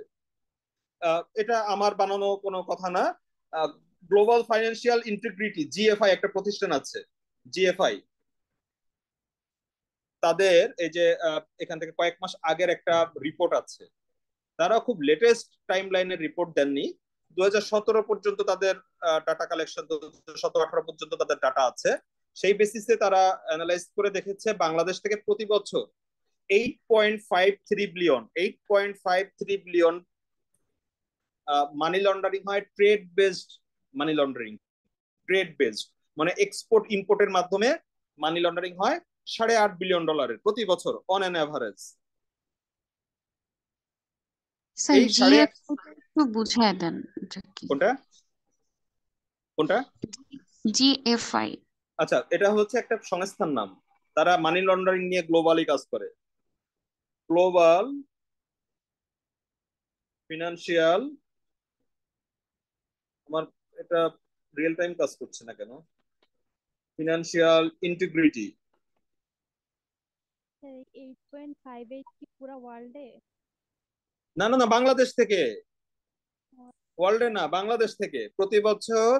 এটাও পুরা মানি লন্ডারিং না, এটা শুধুমাত্র তারা বলছে trade based money laundering. Trade based, এর বাইরে তো হুন্ডিও তো আছে। Trade based. কিরে ভাই, কলম এমন করতেছে কেন? ট্রেড বেসড, মানি লন্ডারিং এ আছে 8.5 বিলিয়ন ডলারের প্রতি বছর অন এভারেজ। আপনারা জিএফআই রিপোর্ট দিয়ে খোঁজ করলেই পেয়ে যাবে। এটা তো আমি বানিয়ে বলে তো আমার যুক্তি তো স্টে করবে না, তাই না? তো গ্লোবাল ফাইন্যান্সিয়াল ইন্টিগ্রিটি তারা এই ডাটা দিচ্ছে। তার মানে হচ্ছে আমাদের এখানে মানি লন্ডারিংটা খুব হাইলি প্রিভালেন্ট, এবং আমার এই রিজার্ভ ক্রাইসিসের জন্য একটা বিগ যেটা কারণ, মানে একটা খুব বড় কারণ, সেটা হচ্ছে এই হিউজ মানি লন্ডারিং। ওকে, এবার আমরা আবার আমাদের আলোচনায় চলে আসি। তো এই এর মাঝখানে ছোট্ট একটা জিনিস বাকি আছে। দেখেন,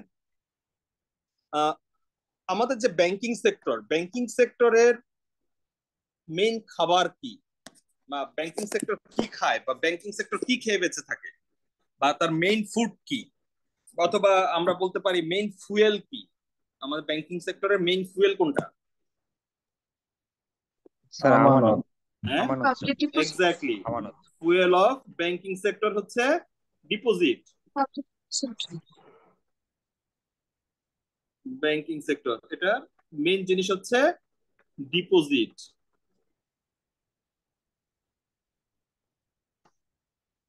এখন দেখেন তো, আপনি, আমি, আমরা যারা টাকা ব্যাংকে রাখি, আমাদের ব্যাংক অ্যাকাউন্ট আছে, আপনি চারপাশে একটু চোখ বুলালে বুঝতে পারবেন আমরা আসলে ব্যাংকে কতদিনের জন্য টাকা রাখি।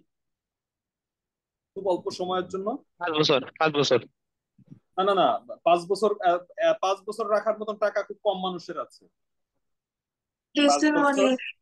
হ্যাঁ, ম্যাক্সিমাম সময় যেটা হয়, আমরা সেভিংস অ্যাকাউন্টে আমাদের কিছু টাকা থাকতে পারে।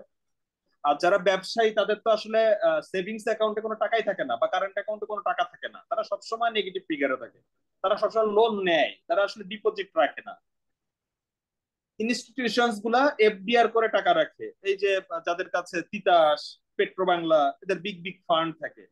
হ্যাঁ, তারপরে বিএডিসি, এগ্রিকালচারাল ডেভেলপমেন্ট যে এটা আছে, এই ধরনের সংস্থাগুলা।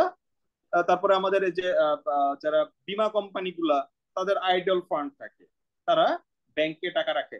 বাট তারাও কিন্তু 3 মাস বা 6 মাসের এফডিআর করে টাকাগুলো রাখে, রিনিউ করতে থাকে, প্রয়োজন বোধে আবার লিকুইডেট করে ফেলে। তার মানে হচ্ছে লং টার্ম ডিপোজিট কিন্তু আসলে খুব কম। লং টার্ম ডিপোজিটের বড় অংশ চলে যায় কোথায় বলেন তো? বাংলাদেশের যেটা লং টার্ম ডিপোজিট, এই যেটা বললাম 5 ইয়ার্স, এর ম্যাক্সিমামটা কোথায় ফ্লো করে?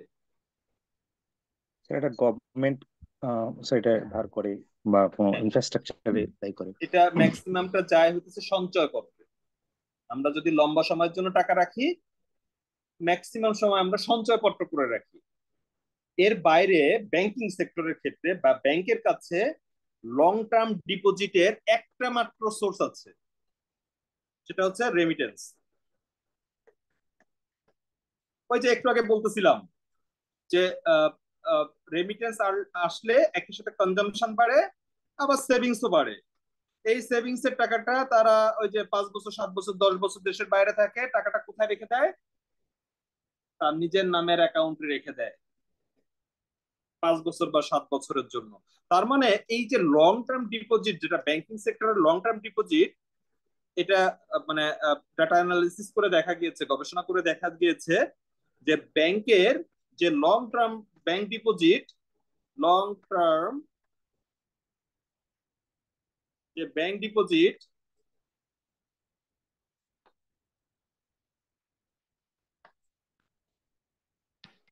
এর বিগ সোর্স হচ্ছে রেমিটেন্স। এই যে লং টার্ম ডিপোজিট, এটাই হচ্ছে আসলে ব্যাংকের প্রাণ। দেখেন, ব্যাংক শর্ট টার্মের ডিপোজিট নেয়, কিন্তু লোন দেওয়ার সময় কিন্তু 3 বছর, 4 বছর, 5 বছর, যদি প্রজেক্ট ফাইন্যান্স হয় 10 ইয়ার্স, 15 ইয়ার্স, 20 ইয়ার্স পর্যন্ত কিন্তু লোন দেয়। এখন বলেন তো, যদি একটা ব্যাংক 10 বছরের জন্য, 10 ইয়ার্স এর জন্য একটা লোন দেয়, তার কাছে কি 10 বছরের মেয়াদি আমানত থাকে? খুব কম, রেয়ার। 10 বছর মেয়াদে কেউ আমানত করতে চায় না। কিছু লং টার্ম স্কিম আছে, পাবলিক করে, 10 বছর, 15 বছর পর ম্যাচিউর হবে, প্রতি মাসে টাকা জমা দেয়, সেগুলো থাকতে পারে। বাট এটা কোনো সিগনিফিক্যান্ট অ্যামাউন্ট না। তার মানে হচ্ছে ব্যাংকের আসলে লং টার্ম যে loan making capacity, long term loan making capacity depends on availability of long term deposit. Long term deposit না হলে সে লং টার্ম লোন মেক করতে পারবে না। সো ব্যাংকের প্রাণ হচ্ছে এই লং টার্ম ডিপোজিট। এই লং টার্ম ডিপোজিটের বিগ সোর্স বাংলাদেশের ব্যাংকগুলোর জন্য রেমিটেন্স। এটাকেই বলা হয় ব্রড মানি, এটাকেই বলা হয় M2 বা ব্রড মানি বা লং টার্ম বা মেয়াদি ডিপোজিট। AC test issue. হ্যাঁ, এসি টেস্ট ইস্যু। শুনতে পাইনি, আবার একটু বলেন। স্যার তড়িৎ অনুপাত মানে যে পরিমাণ দায় সে পরিমাণ সম্পদ। না, আমি আসলে এটা মিন করিনি। আমি বলেছি long term deposit. Long term ডিপোজিটটা ইম্পর্টেন্ট, মানে যে ডিপোজিটের ডিউরেশন অনেক দিন, যে ডিপোজিটটা ব্যাংকে অনেক দিন থাকবে, 5 বছর 7 বছর থাকবে, এটাকে বলা হয় লং টার্ম ডিপোজিট। এই লং টার্ম ডিপোজিটের মাধ্যমেই ব্রড মানি তৈরি হয়, ব্রড মানি ক্যালকুলেশনের ক্ষেত্রে তারা ইনক্লুড হয়। এই ব্রড মানি জেনারেট করার ক্যাপাসিটির উপর ডিপেন্ড করে সে লং টার্ম লোন মেক করতে পারবে কিনা। তো লং টার্ম লোন মেক করতে গেলে বা যে কোনো ইকোনমি ফ্লারিশ করতে হলে তার ক্ষেত্রে এই ব্রড মানির অ্যামাউন্টটা খুবই গুরুত্বপূর্ণ। ব্রড মানি যদি পোর থাকে, লং টার্ম ডিপোজিট গ্রো করা যাবে না। সো এই লং টার্ম ডিপোজিটের যে সোর্স, সেটাও আমাদের রেমিটেন্সের হাত ধরে আসতেছে। আমার ইকোনমিতে রেমিটেন্সের ভূমিকাগুলো এরকমই। এইবার আমরা একটু ম্যাটেরিয়ালস যাই। এখন দেখবেন ম্যাটেরিয়ালসটা আমাদের কাছে ইজি লাগছে, বেশ ইজি লাগবে এখন আশা করি। ওকে, আপনারা যারা পড়েছেন, আমার ধারণা আপনারা পড়েন নাই, যাই হোক আমি আমার মতো পড়িয়ে দিই। স্যার এটা কি আমাদের প্রোভাইড হ্যাঁ স্যার করা হয়েছে? পড়ছি, রিডিং পড়ছি স্যার। এটা আপনি কোন ব্যাচের? স্যার মে ব্যাচের। আচ্ছা, দিয়ে দিব, দেওয়া হয়নি সম্ভবত, দিয়ে দিব আপনাদের। এই রিটেন ক্লাসগুলো আপনাদের সাথে হওয়ার কথা না, দিয়ে দিছি আর কি। It's not business studies. কোনটা ভাই? প্রশান্ত চক্রবর্তী। তাই এমনি এমনি করছি এমনি।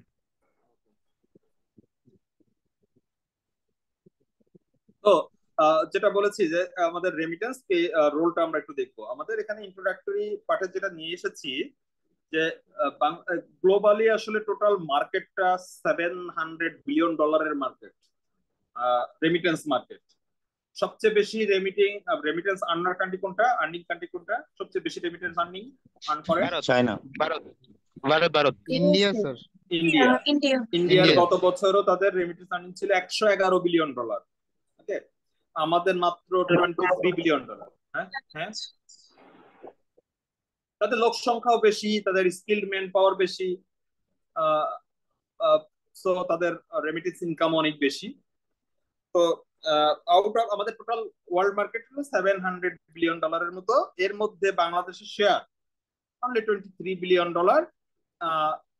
এটা below 3% of global share. Global যে এটা মার্কেটের লেস দ্যান 3% আমরা শেয়ার করি।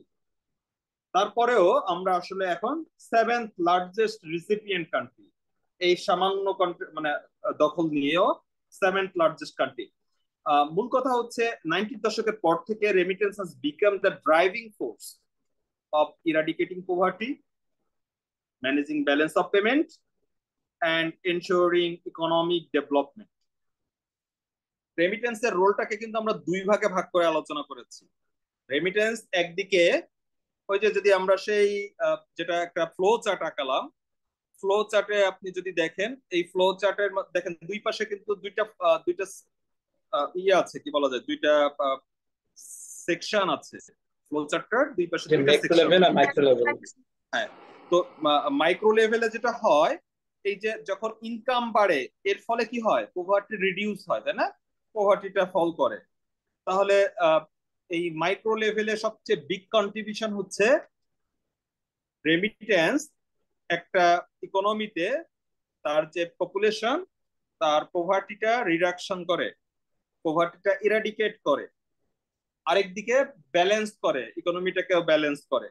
সো আমরা এটাকে দুই ভাগে এখানে আলোচনাটা আমি দেখিয়েছি, একটা হচ্ছে ইকোনমিক ডেভেলপমেন্ট এবং পভার্টি রিডাকশনের ক্ষেত্রে।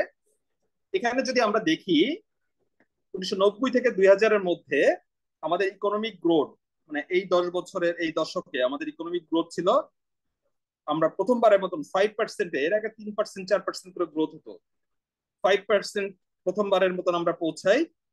তখনই পৌঁছাই যখন আমাদের রেমিটেন্স আর্নিংটা $1 বিলিয়ন পৌঁছায়। এটার সাথে গ্রোথের সরাসরি কানেকশন আছে।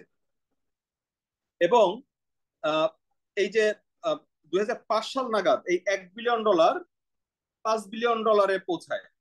এবং দেখেন সেই সময় আমাদের গ্রোথও বেড়ে গিয়েছে 6.5%। মানে একই দিকে আমাদের রেমিটেন্স ইনকাম বেড়েছে, আমার জিডিপি গ্রোথও বেড়েছে। 93 সালে আমার যে জিডিপি ছিল, সরি, আমার 93 সালে আমার যে বিলিয়ন ডলারের আমার যে রেমিটেন্স ইনকাম ছিল, 2015 সালে সেটা 15 বিলিয়ন ডলার হয়। 93 থেকে 2015, 22 বছরে এটা 15 গুণ হয়েছে। তখন আমাদের সরি, এটা জিডিপিটা বেড়েছে 15 বিলিয়ন ডলার, যখন আমাদের সরি, আমি ইয়ে করে ফেলতেছি, 1 বিলিয়ন ডলারের আমাদের যে রেমিটেন্স 93 সালে, সেটা 2015 সালে এসে 15 বিলিয়ন ডলার হয়। এবং 2023 সালে 23 বিলিয়ন ডলার, মানে একটা স্টিডি গ্রোথ আমরা দেখতে পাচ্ছি, স্টিডি গ্রোথ হয়েছে রেমিটেন্সের। এবং বাংলাদেশের কিন্তু জিডিপি গ্রোথও প্রতি দশকে 1% করে বেড়েছে। রেমিটেন্স বাড়ার সাথে সাথে আমার জিডিপি গ্রোথ কিন্তু বেড়েছে কনজিকিউটিভলি, এবং একই রেটে বা একই রকম পজিটিভলি বেড়েছে। জিডিপি গ্রোথ রেটটা বেড়েছে প্রতি দশকে 1% করে জিডিপি গ্রোথে আমার অ্যাড হয়েছে। এটার পিছনে ওই যে মোস্ট ইনফ্লুয়েন্সিয়াল যে কন্ট্রিবিউশন, সেটা কিন্তু রেমিটেন্সের, সেটা কিন্তু অন্য কোনো ইন্ডাস্ট্রি না। আমরা ডাটা অ্যানালিসিস করে একটু আগে আমরা দেখেছি, মানে সবচেয়ে ইনফ্লুয়েন্সিয়াল ফিগার এটা রেমিটেন্স থেকে আসে। সো রেমিটেন্স খুবই গুরুত্বপূর্ণ। এই যে 6.5% গ্রোথ, 5% গ্রোথ, আলটিমেটলি যেটা হচ্ছে আমার জিডিপি গ্রোথ, মানে কিন্তু পার ক্যাপিটা ইনকাম বাড়া। Total GDP divided by total population equal to per capita income. Total জিডিপিটাকে যদি আমরা দেশের সমস্ত জনসংখ্যা দিয়ে ভাগ করি, তাহলে আমরা পার ক্যাপিটা ইনকাম বাড়ে। পার ক্যাপিটা ইনকাম দিয়েই পভার্টি ডেফিনেশন দেওয়া হয়। পার ক্যাপিটা ইনকাম বাড়া মানে হলো পভার্টি থেকে বেরিয়ে আসা। আমাদের এখন পার ক্যাপিটা ইনকাম $2800 মতো, $3000 কাছাকাছি। তো এই যে পার ক্যাপিটা ইনকাম বেড়েছে, পভার্টি রেট তত কমেছে। আর এই পার ক্যাপিটা ইনকাম বেড়েছে কারণ আমার রেমিটেন্স ইনকাম বেড়েছে। খুব সিম্পল লজিক, মানে এর মধ্যে কোনো টুইস্টিং কোনো ঘটনা নেই। এবং এর ফলে 2000 থেকে 2020 সাল, এই 20 বছরে বাংলাদেশে 33 মিলিয়ন পিপল, মানে প্রায় 3.5 কোটি মানুষ পোভার্টি থেকে বেরিয়ে আসতে পেরেছে। এটা ওয়ার্ল্ড ব্যাংকের কথা, ওয়ার্ল্ড ব্যাংকের তথ্য। তো এই যে 3.5 কোটি মানুষ যে পোভার্টি থেকে বেরিয়ে বেরিয়ে আসতে পেরেছে, এর পিছনে সবচেয়ে বিগ ক্যাটালিস্ট যেটা হিসেবে কাজ করেছে, যে ফ্যাক্টরটা, সেটা আসলে আমাদের রেমিটেন্স।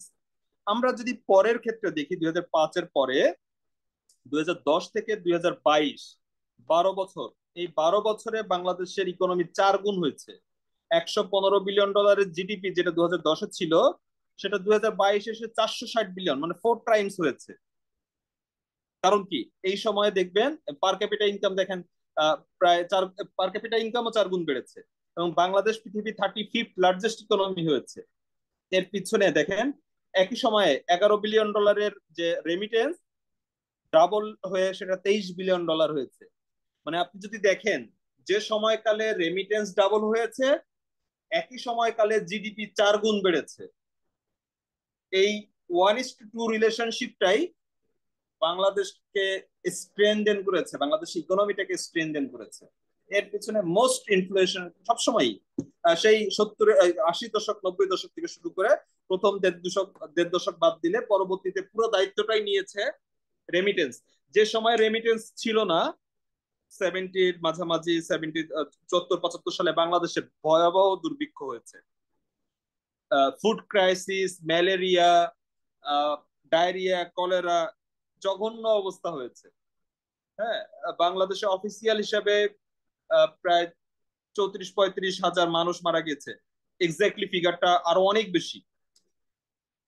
এবং এই যে যে ফেমাইনটা হয়েছে, এটার পিছনে বড় কারণ ছিল আমাদের ফুড স্টক গুলো কিছু ছিল না, ফুড প্রোডাকশন খুব পোর ছিল। আমার ইন্টারন্যাশনাল এইড গুলো টাইমলি এসে পৌঁছেনি। ইন্টারন্যাশনাল কমিউনিটি তখন তো অনেক ডিসলোকেটেড ছিল। এখন যেমন বিমানে করে চলে আসছে, জাহাজগুলো অনেক ফাস্টার হয়েছে। তখন তো অনেক স্ল্যাগিশ ছিল, তাই না? ট্রান্সপোর্টেশন অনেক স্ল্যাগিশ ছিল।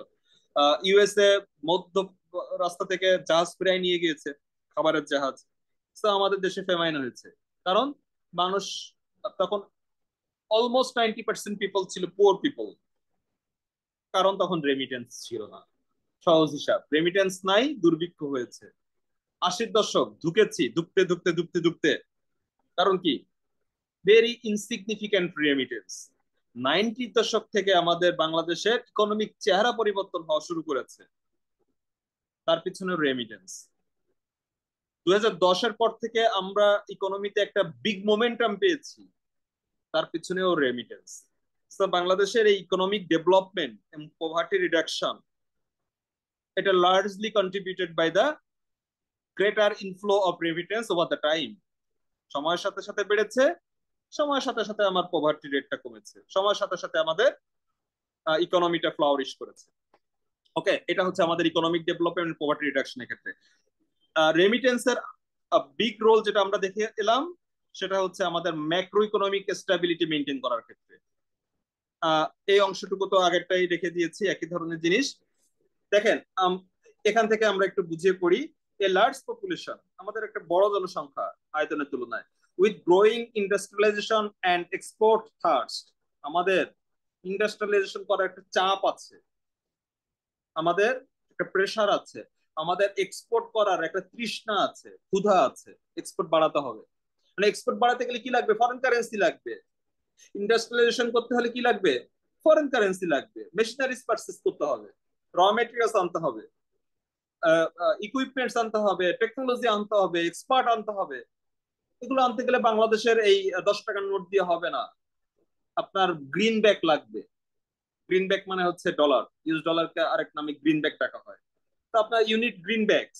তো এটার সোর্স কি? Only remittance.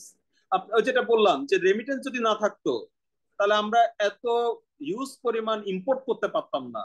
এই ট্রেড ডেফিসিটের যে হিউজ স্টেক, এটাকে মিনিমালাইজ করতে পারতাম না, এটাকে নিউট্রালাইজ করতে পারতাম না। তো আমি যে হিউজ পরিমাণ ইম্পোর্ট করতে পারছি, এটার পিছনে আমাদের ভরসা কি? ভরসা রেমিটেন্স। তো এই যে এক্সপোর্ট থার্স্ট, ইন্ডাস্ট্রিয়ালাইজেশনের আমাদের একটা চাপ আছে, বাংলাদেশ অ্যান্ড ইম্পোর্ট লেড কান্ট্রিতে পরিণত করেছে, with a huge challenge of balance of payment management. আপনি যত বেশি ইম্পোর্ট করবেন, তত বেশি আপনার ট্রেড ডেফিসিট, তত বেশি আপনার ব্যালেন্স অফ পেমেন্টের pressure. At aggregate level, the inflow of remittance boosts economic growth by minimizing current account deficit. Current account deficit টাকে কমায়, increasing foreign exchange reserve, আমাদের রিজার্ভটা বৃদ্ধি করে। ওই যে ফ্লো চার্ট দেখিয়েছিলাম, স্টেবিলাইজিং এক্সচেঞ্জ রেট, আপনার যখন রেমিটেন্স বা আপনার যখন রিজার্ভটা বাড়ছে, হেলদি রিজার্ভ থাকে। দেখেন, যখন আমার 41 বা 48 বিলিয়ন ডলারের রিজার্ভ ছিল, তখন আমার এক্সচেঞ্জ রেট ছিল $1 সমান 83 টাকা। আমার রিজার্ভ অর্ধেক হয়ে গিয়েছে, এক্সচেঞ্জ রেট কোথায় চলে গিয়েছে? 120 টাকায়। মানে আমার একটা great devaluation of money, local currency, more than 35% মতন আমাদের ডিভ্যালুয়েশন হয়েছে। এক্সচেঞ্জ রেট ডিভ্যালুয়েট করেছে, কারণ কি? আমার রিজার্ভ নাই, তাই। রিজার্ভ থাকলে এটা হতো না। সো এই stabilising exchange rate, improving financial market and increasing the level of output. আচ্ছা, আপনি ওই যে লেভেল অফ আউটপুট বলতে আসলে জিডিপি বুঝায়। লেভেল অফ আউটপুট মানে জিডিপি, লেভেল অফ আউটপুট মানে আমার ইকোনমিক গ্রোথকে মিন করা হয়। আপনি যদি ইনক্রিজিং জিডিপি গ্রোথ সেটাও বলতে পারেন। Level of output means GDP growth. তো এগুলোর পিছনে সবটাই কন্ট্রিবিউট করে remittance. Due to robust inflow of remittance income, foreign exchange reserve reach to historic high in 2020 হবে না, 2021 দিবেন, which supported Bangladesh to stand strong against the challenge। না, ঠিক আছে, করোনা নিয়ে লিখেছে, এই জন্য corona pandemic amid sharply falling export income. আমার এক্সপোর্ট ইনকাম হিউজ কমে গিয়েছে, তা সত্ত্বেও করোনাকালীন সময়ে আমার কিন্তু ইকোনমি বাউন্স করেনি, ইকোনমি ক্র্যাম্বল করেনি, কারণ আমার করোনাকালীন সময়ে আমি কান্ট্রি হাইয়েস্ট পরিমাণ 24 বিলিয়ন ডলারের কাছাকাছি আমরা তখন রেমিটেন্স পেয়েছি। আমাদের হিস্ট্রিতে এত পরিমাণ রেমিটেন্স আর কোনো বছর পাইনি। 2020 সালে আমি যে রেমিটেন্স পেয়েছি, সেই রেমিটেন্সের স্ট্যাট আমরা এখনো এক্সিট করতে পারিনি। ওকে, এই সময় করোনার সময় যখন আমার কোনো এক্সপোর্ট নেই, টোটাল প্রোডাকশন অ্যাক্টিভিটিস মুখ থুবড়ে পড়েছে, এই সময়ও আমার ইকোনমিটাকে ধরে রেখেছে এই remittance. The inflow of remittance has positive impact on economic growth in terms of consumption, savings, and investment. ওই যে এটা দেখলাম তার second part, remittance has a positive impact on economic growth resulting from growing investment in MSME efforts powered by savings of remittance recipients family. Savings বাড়ে, it turns to investment. Even it can also reduce domestic macroeconomic volatility, thereby encouraging aggregate domestic investment. Remittance increases educational, medical, and nutritional spending in recipient family. যে ফ্যামিলিতে remittance আছে, খানা দানা ভালো হয়, nutritional যে support সেটা ভালো হয়, মেডিকেল যে এক্সপেন্স বা মেডিকেল যে এফোর্টস বা অ্যাক্সেস সেটা বেটার হয়, ম্যালনিউট্রিশন রিস্কটা কমে। তো এগুলা আলটিমেটলি একটা মানে সুস্থ সবল হিউম্যান ক্যাপিটাল বিল্ডিং এর ক্ষেত্রেও কিন্তু কাজে লাগে, যেটা আলটিমেটলি আবার ওই যে রেমিটেন্স আর্নার হিসেবে দেশের বাইরে যায় বা লোকাল ইকোনমিতে কন্ট্রিবিউট করে। Remittance indirectly facilitates economic growth by increasing the ratio of broad money to GDP. GDP আর ব্রড মানি মানে ওই যে M2 মানি যেটা বললাম, লং টার্ম সেভিংস, এটা দিন দিন বাড়ে। এটা বাড়লে লং টার্ম ইনভেস্টমেন্ট হয়, লং টার্ম ইনভেস্টমেন্ট হলে আউটপুট বাড়ে বা জিডিপি বাড়ে। খুব simple relation. Remittance helps to alleviate credit constraints for the poor. গরিব মানুষ ঋণ পায় না। ওই যে 15 বছর ধরে যদি 10 বছর দেশের বাইরে গিয়ে কাজ করে সে যে 20 লাখ টাকা জমায়, এই 20 লাখ টাকা জমানোর জন্য তার লাইফ থেকে আসলে 10টা বছর চলে যায় দেশের বাইরে। ঠিক আছে, দেশের বাইরে থেকে কাটিয়ে আসতে হয়, কারণ তার কাছে আর কোনো ফান্ড নেই। তার এই ফান্ডের একমাত্র সোর্স হচ্ছে এই রেমিটেন্স ইনকাম। সো এই যে credit constraints for the poor, এটা তাদের পভার্টির একটা বড় কারণ। Substitutes for the lack of financial development, improves capital allocation, thereby accelerates economic growth. The contributory role of remittance justified it as being the life savings blood for the Bangladesh economy in her endeavor for future expansion. এটাই বাংলাদেশের life savings source, যেটা একই সাথে তার further এন্ডেভর মানে পরবর্তী যে পদক্ষেপ বা প্রচেষ্টা সেটাকেও এক্সপ্যান্ড করে। এভাবে ইকোনমিতে আমাদের রেমিটেন্স ধরে রেখেছে। যেটা আমরা ইংরেজিতে পড়েছি সেটারই বাংলা ভার্সন, এখান থেকে আমরা এটা একটু পড়ে ফেলবো। সো এটাই আজকের আমাদের আলোচনার বিষয়বস্তু। আমরা কনটেক্সটটা পড়লাম এবং ফোকাস রাইটিং 3 ক্লাসটা আমরা আসলে অ্যাডভান্স করলাম। এর নেক্সট ক্লাসটা হবে আমাদের কম্প্রিহেনশন এবং সামারি রাইটিংটা। ওকে, তখন আমরা আবার ওই যে 2 তে চলে যাব। সো এগুলোই ছিল আজকের কন্টেন্ট। কোনো প্রশ্ন না থাকলে শেষ করে দিতে চাই, প্রশ্ন থাকলে স্যার দ্রুত বলে ফেলেন।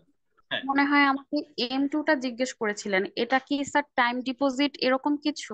হ্যাঁ, টাইম ডিপোজিট, ওই যে লং টার্ম ডিপোজিট বারবার বলছি, M2 লং টার্ম ডিপোজিট, এটাকে ব্রড মানি বলে। কি বলে, এটাই হচ্ছে আমাদের ইনভেস্টমেন্টের একটা বিগ সোর্স, এই M2 ব্রড মানি। ওকে, আর কোনো প্রশ্ন? স্যার একটা জিনিস দেখলাম যে স্যার আপনি যে আমাদের প্রথম যে ফোকাস রিডিংটা পড়াইছেন বাংলাদেশের journeys of development of inclusive development, ওইটার সাথে ভালোই মিল আছে যে হ্যাঁ, ওটা তো একদম। আসবে যে ইকোনমিক ডেভেলপমেন্ট এন্ড পভার্টি রিডাকশনের ক্ষেত্রে সবচেয়ে বিগ ইনফ্লুয়েন্সিয়াল, এটা তো বলেছি, এটা তো সেটাই একই প্রশ্ন। বাংলাদেশের পভার্টি রিডাকশন এন্ড মানে ইকোনমিক ডেভেলপমেন্ট সাকসেস বললেও এটা লিখতে হবে, role of remittance in economic development poverty reduction বললেও একই আনসার, একই আনসার। স্যার এটাতে প্রচুর ডাটা স্যার, প্রচুর ডাটা। হ্যাঁ, ডাটাই তো কথা বলবে, নাহলে তো এটা যেটা কপি গাইড হয়ে গেল। আপনি আমি তো এক্সপার্ট না, আপনি আমি তো ওয়ার্ল্ড ব্যাংকের প্রেসিডেন্ট না যে আমরা একটা কথা বলবো it sounds like a theory. আপনি আমি খুবই আলু পটল টাইপের মানুষ, আমরা রেফারেন্স দিয়ে কথা বললে তখন সেটা এস্টাবলিশড হবে, আদারওয়াইজ এটার কোনো ভ্যালু নাই। ওকে ওকে, তাহলে শেষ করে দিই, নেক্সট ক্লাসে কথা হবে। আপনারা এইবার ঠান্ডা মাথায় এই যে আমাদের যেটা হলো আমরা পুরোটা দেখলাম, এরপরে আপনারা যে কম্প্রিহেনশন এবং এটা করবেন। ঠিক আছে, শেষ করে দিচ্ছি।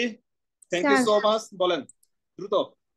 স্যার কম্প্রিহেনশনে একটা কোশ্চেন আছে হচ্ছে যে what would happen if there were no remittance for Bangladesh.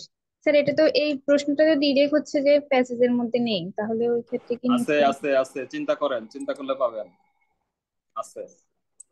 ওইটাই তো কম্প্রিহেন্ড করে বের করতে হবে। ওকে, নেক্সট ক্লাসে ভালো করে ডিটেল আলোচনা করবো ইনশাল্লাহ, তখন আমরা শিখে ফেলবো। ভালো থাকেন, শুভকামনা, শুভরাত্রি। Thank you so much.